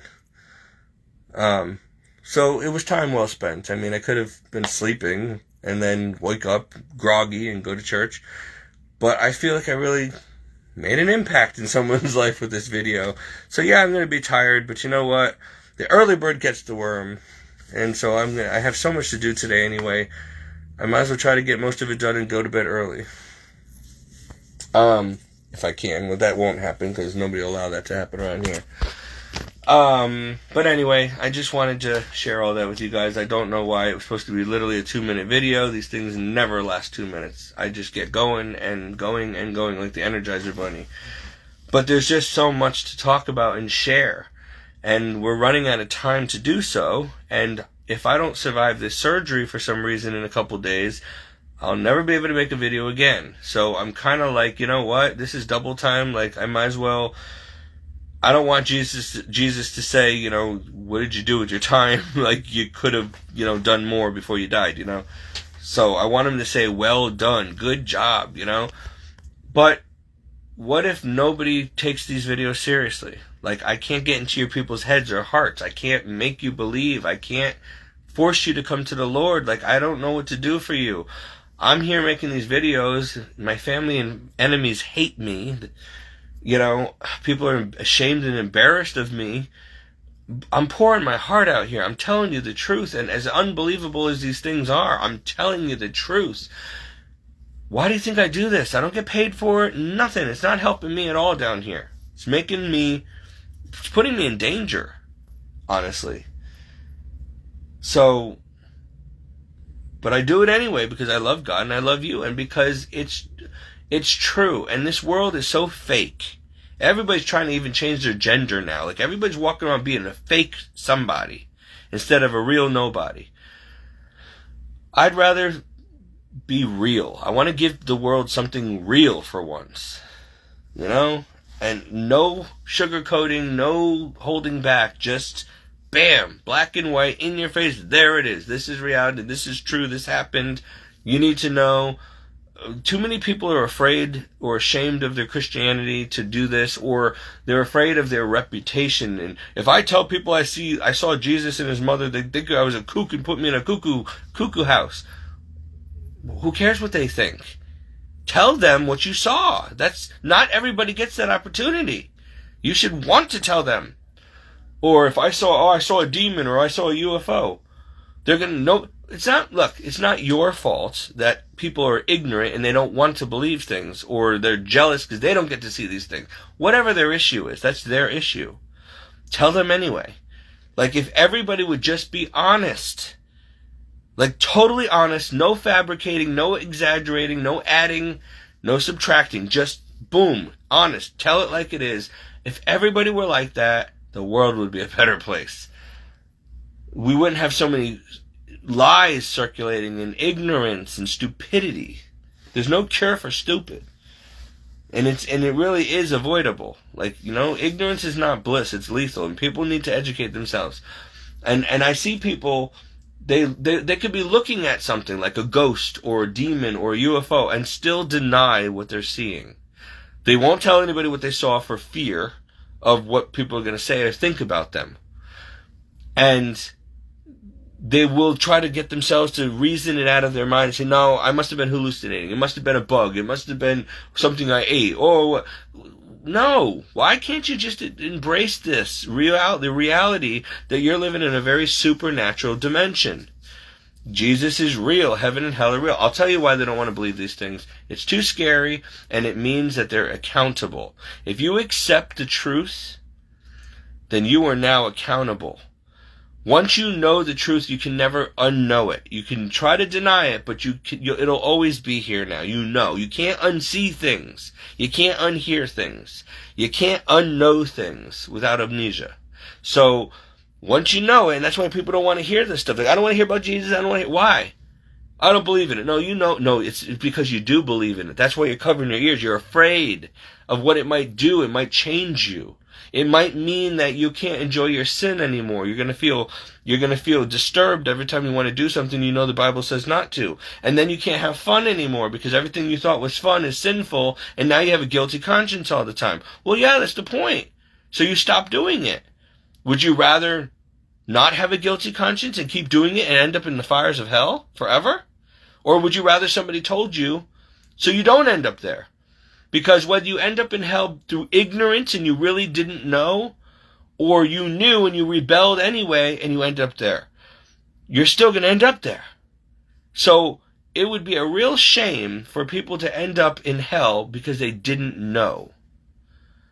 Like God says, ignorance is no excuse on Judgment Day. And then he says to people like me, you know.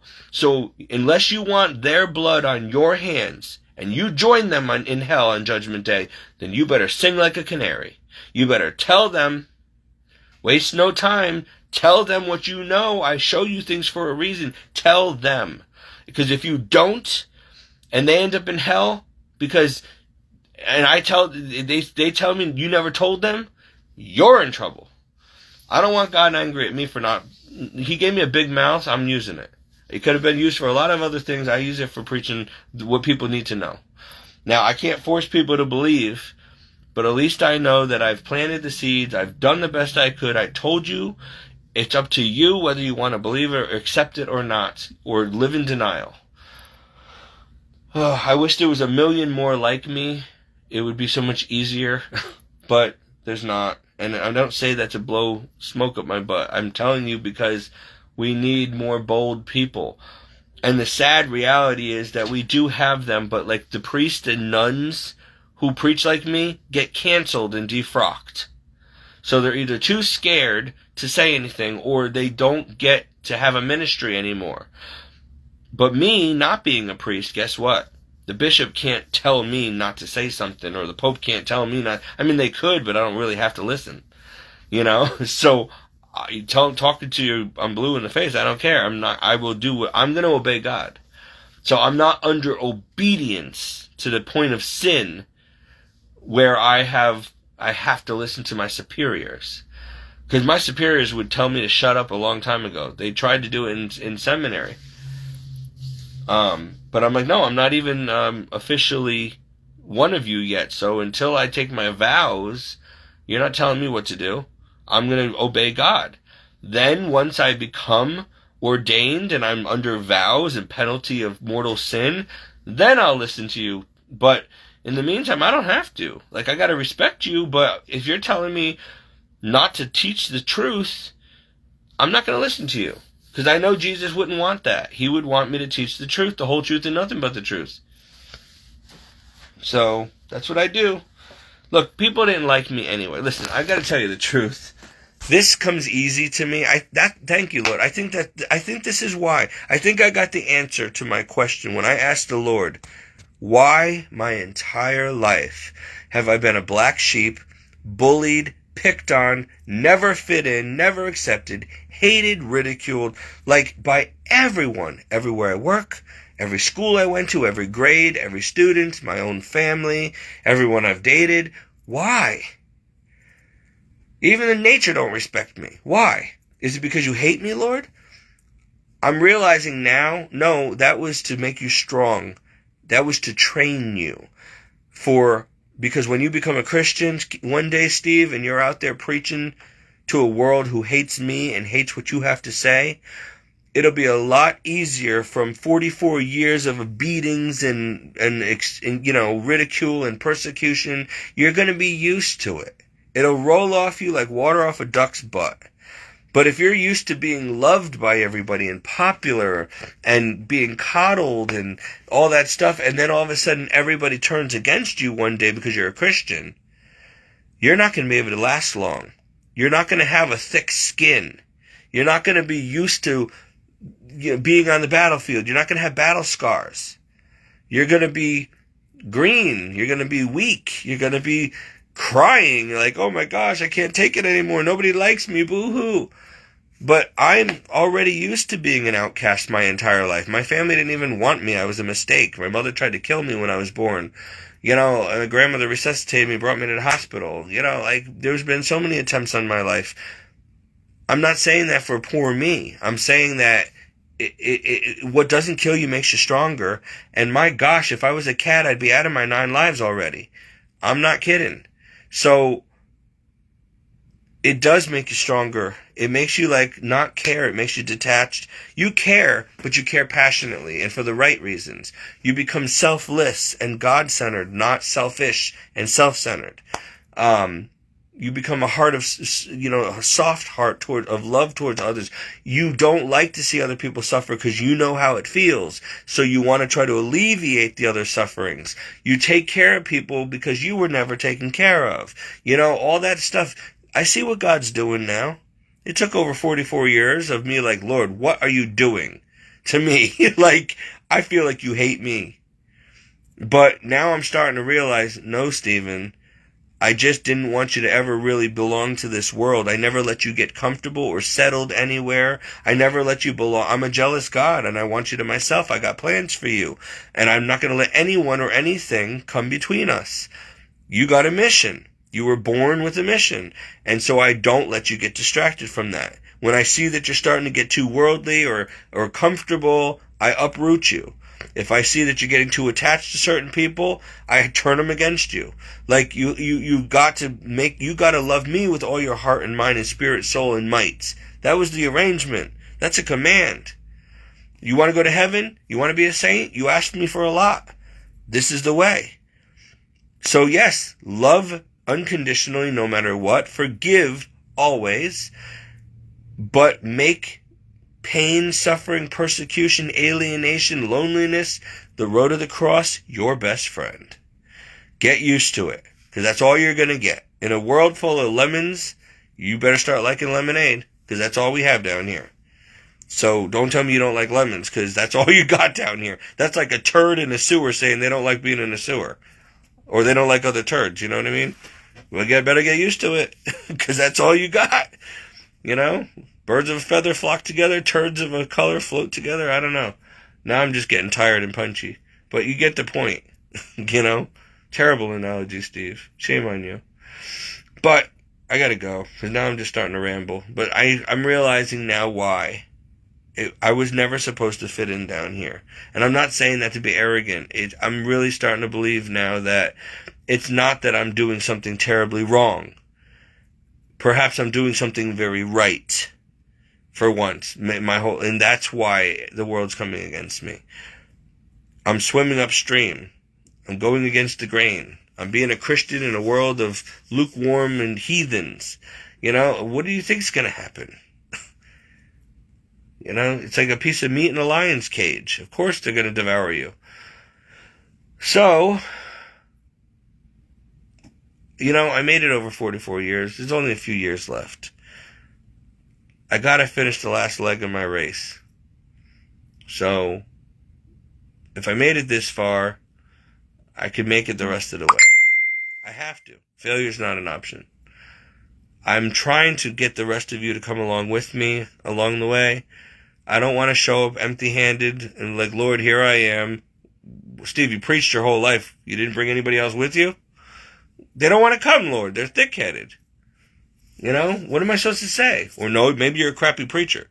Maybe, I don't know. But I'm trying, Look, you can spray paint a turd gold, but it's still a turd. I'm a turd. I'm a gold-plated turd. I can't help what it is. It's the nature of the beast. You love me or hate me. Take it or leave it. Whatever. I'm doing the best I can, you know? So, I hope that works. I hope that God is pleased. I won't know until Judgment Day, and by then it'll be too late. So, I don't know. And I don't know how much time we have down here, any of us. There's stuff coming, people. Real bad stuff's coming down the pike. I've been saying it for years, and it has been happening, but eventually it's going to be like an avalanche. So get ready. And in the meantime, with the surgery coming up and all this stuff coming up, even if the surgery doesn't take me out, all these other things that are coming down the pike, the good will perish with the bad. God said that. So, don't value your life is what I'm saying. What I need you to get from this video, and I got to hang up this phone, please understand this. You must not value your life to the death. Please focus more on your eternal life, your soul, and not so much on this worldly things, because they're just a distraction to keep you from focusing on what you need to focus on. You got to feed your soul. You got to get to heaven. It's not easy, so you got to start now. If you're 300 pounds and you want to lose weight, it's not going to stop. You're not going to lose weight without going to the gym. If you keep procrastinating and putting it off, and you refuse to diet and you refuse to then it's never going to come off. Well, heaven is waiting, but you don't have that much time. And you've got to be transformed, and you have very little time left to do that. So all other issues get pushed to the side, people. You need to do whatever it takes at this point to put your soul first. If that means getting rid of people, places, and things, so be it. Getting a smaller house, so be it. Getting a different job, whatever. I don't care if you have to move to the mountains. Do whatever it takes to save your soul. Work out your salvation with fear and trembling. Nobody can do that for you. And by example, hopefully you'll get others to learn from you and do the same. And while you're suffering, God says use that suffering for the conversion of other souls. So it's going to be a process of suffering and persecution. Don't waste it and grumble and complain about it. Use it. Use it all, every drop of it. From whether you stub your toe or somebody looks at you the wrong way or you're depressed or whatever. I don't care what kind of suffering it is. Offer it up with Christ's suffering for the redemption of souls. Please. That is, the devil won't know what to do. See, you gotta, how do I say this, Lord? Tell them that the devil doesn't want them to know this very important thing. If you realize the value of suffering, the devil has no power over you. In other words, Satan only causes suffering. He does that because if you don't know the value of suffering, you're going to hate suffering. It's going to be the downfall of you. You're going to complain, grumble. It's going to destroy you. Suffering will take you out. It'll weaken you. It'll make you bitter.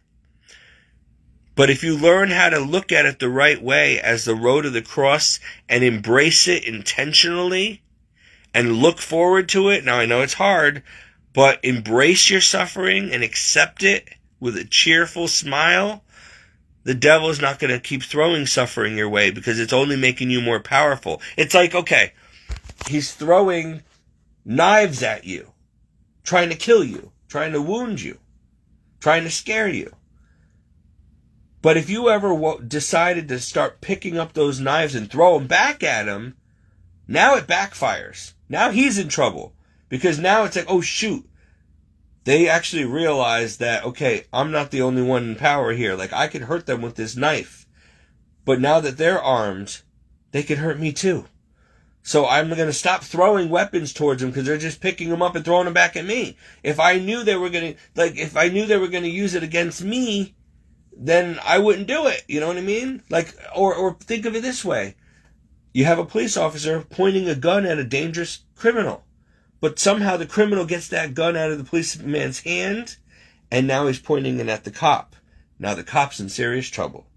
He was fine. Everything was going smoothly. But now, what do you do when the criminal's got you outpowered? The criminal is going to use that gun against you. That's what we got to start doing.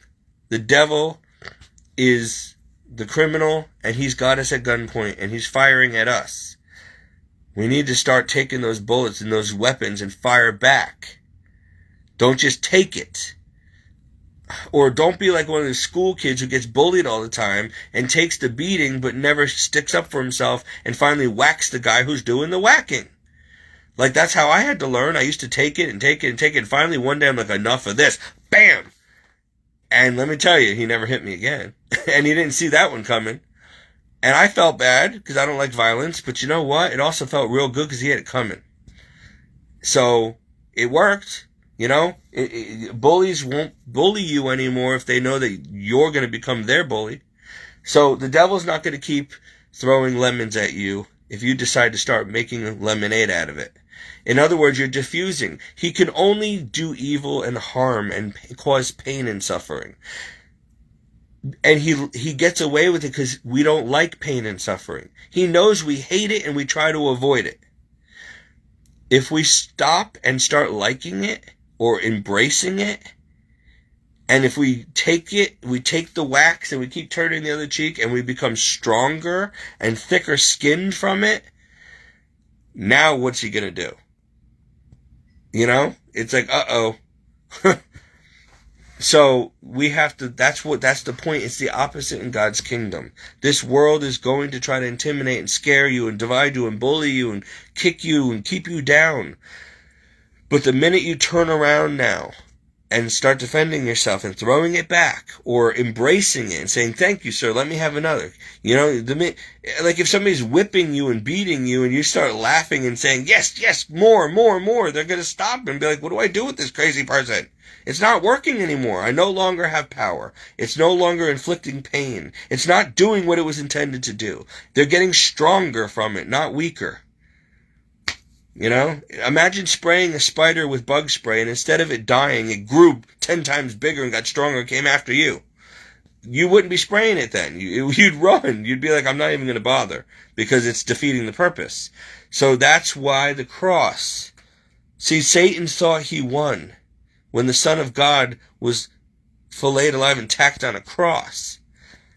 He didn't realize that that very cross was his undoing. He just didn't see it. Or, I really gotta go, but last night I saw this movie I hadn't seen in years called Master and Commander from 2003 by Russell Crowe. He starred in it. Great movie, right? Well, it was about this English warship, and they were at war with France at the time. So the French ships would come alongside like pirates. And, you know, everybody was going after, like, the whalers and, you know, because whale oil was very valuable for both kingdoms. So they would, like, pirateer. They were pirates, basically, hired by the king or queen to go out there and take over other ships and bring them back and, you know, basically steal the ships and all the treasure for that country, you know. So some French ships would take the English ships out and take their treasure, and some French ships would, you know, fall prey to the English or whatever. So this English ship captain had a smart idea. He goes, wait a minute. What if we disguise ourselves as a peasant vessel of just average everyday whalers? We paint the outside of the ship, change its name, make it go from a grandiose English vessel of war and make it look like an old rundown whaling ship. We'll paint a black diamond, which means whaling ship, on the sails. The French vessel will come to us. We don't have to chase them. They'll come to us and they'll come alongside us thinking they're gonna, you know, take over our ship and steal our oil because we're just harmless fishermen. That's when we attack. When they're too close to us and our cannons are ready and theirs are not. And they're going to think, because they were even dressed like regular sailors. They took off their navy gear and everything and they dressed like peasants. They made themselves dirty. They looked like dirty fishermen. But the pirates or the French army didn't realize that they were locked and loaded and ready to fight. So when they came to board them, they were ready. They pulled out their muskets and their thing, and they were caught by. It was the element of surprise, because it didn't look like an English warship. It was disguised as a merchant whaling vessel, a harmless vessel, prey. And so they were able to take out this huge ship and the captain and everything with the element of surprise. By the time they realized what was going on, it was too late. They couldn't fire their cannons. They couldn't fight back because they didn't expect to have to. So we've got to be smart, people. We've got to stay ahead of the enemy. The enemy knows the art of disguise. He'll come to you as an angel of light, a Christian, whatever. We need to start getting smart too. We need to start fighting back. You know, when he throws lemons, make lemonade, and start enjoying it. Set up a lemonade shop or throw them back, you know. But don't be a defenseless, useless, weak, bullied, persecuted Christian, because, you know, you've got to fight. You're not only fighting for your life and your freedoms, but for your soul, your eternal soul. If you lose this race, this battle, you will end up in the fires of hell. So why are so many of you not fighting? Like, you're not really thinking, like, if I die today, am I going to hell? Am I fighting for my soul? Or the souls of others? Am I praying for the dead? Am I doing anything I'm told to do? What am I doing with my time? Am I just going to the beach and watching TV and soap operas and reading, 50 Shades of Grey and just enjoying my life and going to Disney, having sex, just living a normal life, trying to make money?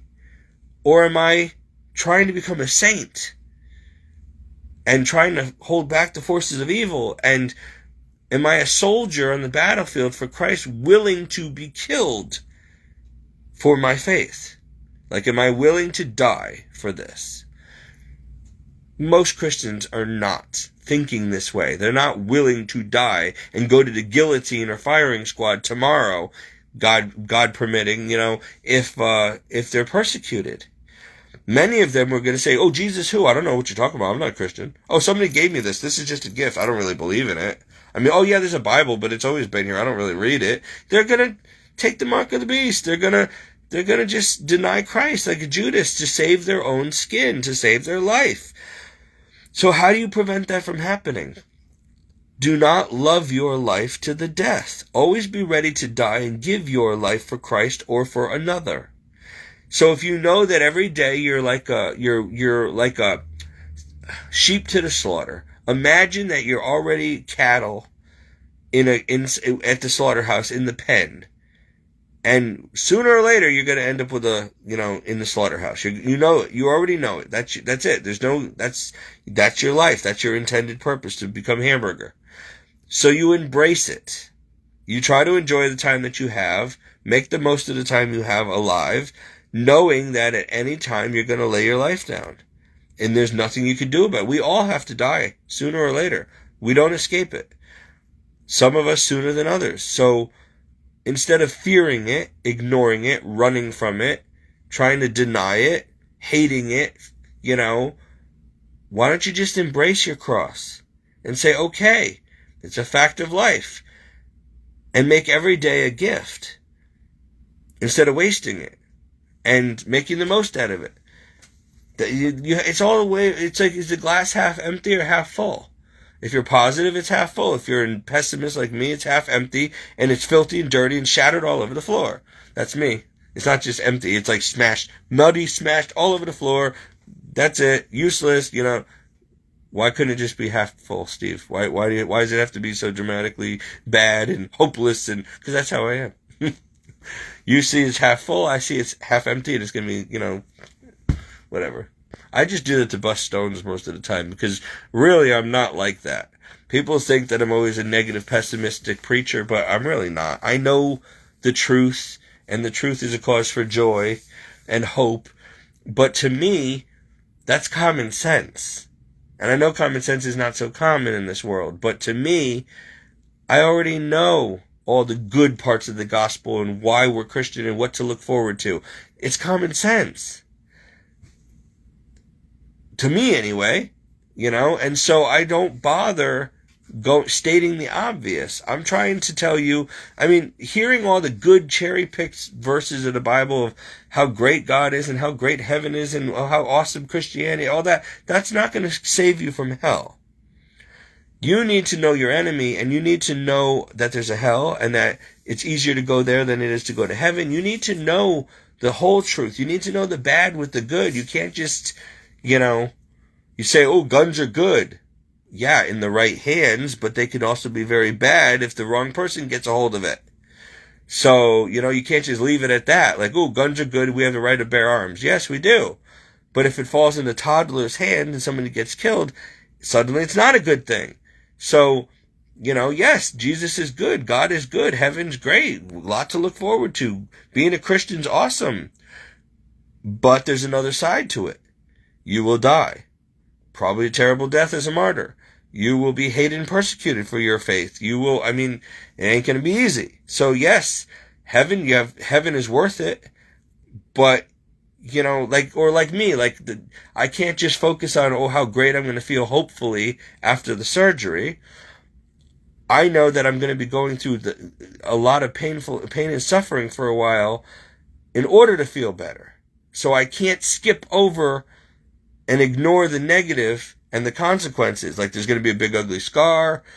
I might not be able to turn my neck so much. I might be in pain. I could die. I could be paralyzed. I gotta focus on the bad also. Not focus on it, but I've got to accept that there are two sides to this. God willing, all goes well and everything's great. But there is another possibility, and even if it does work out successfully, I still have 1 to 6 months of recovery time. So you can't just ignore it, You can't just go get your PhD in one day. You can't say, I want to be a surgeon, and boom, go to school for one day and now you have your degree. It doesn't work that way.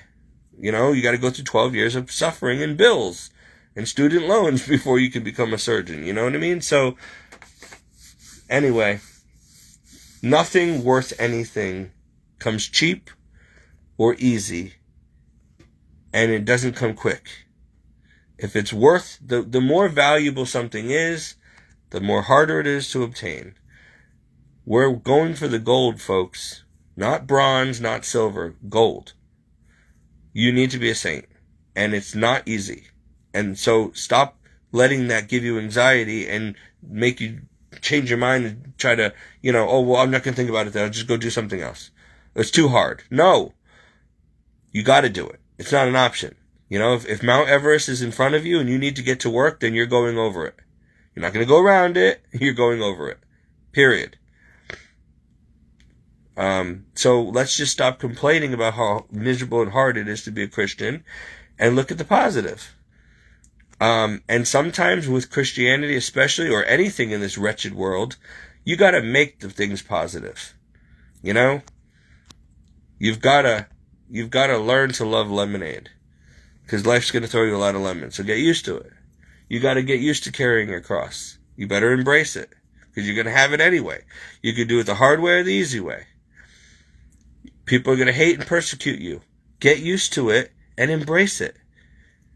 Turn the other cheek and say, thank you. Let me have another. When they slap you in one, give them the other cheek too. Then they won't know what to do with you. But if they see fear in you and defeat and hopelessness, then they're going to think they won. And they're going to come at you even more.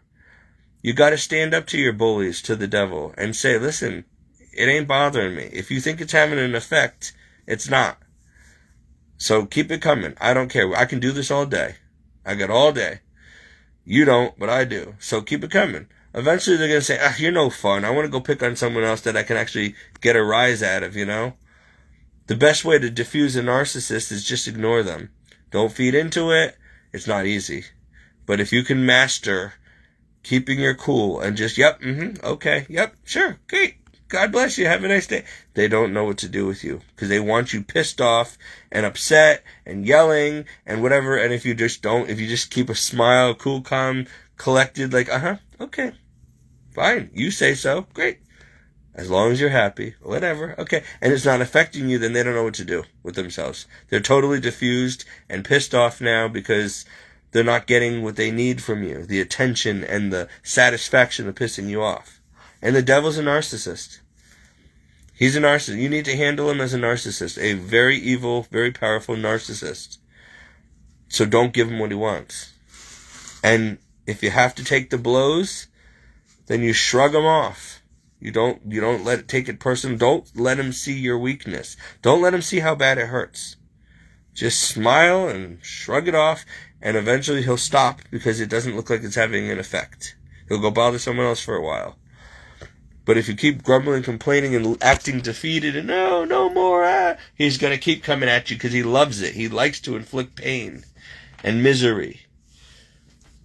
But if you start liking misery and accepting it and embracing it as a regular, everyday part of life, then he's not going to know what to do with you, because he's going to be like, well, now I have nothing against this person. There's nothing I can do because it doesn't affect him anymore. And he'll move on.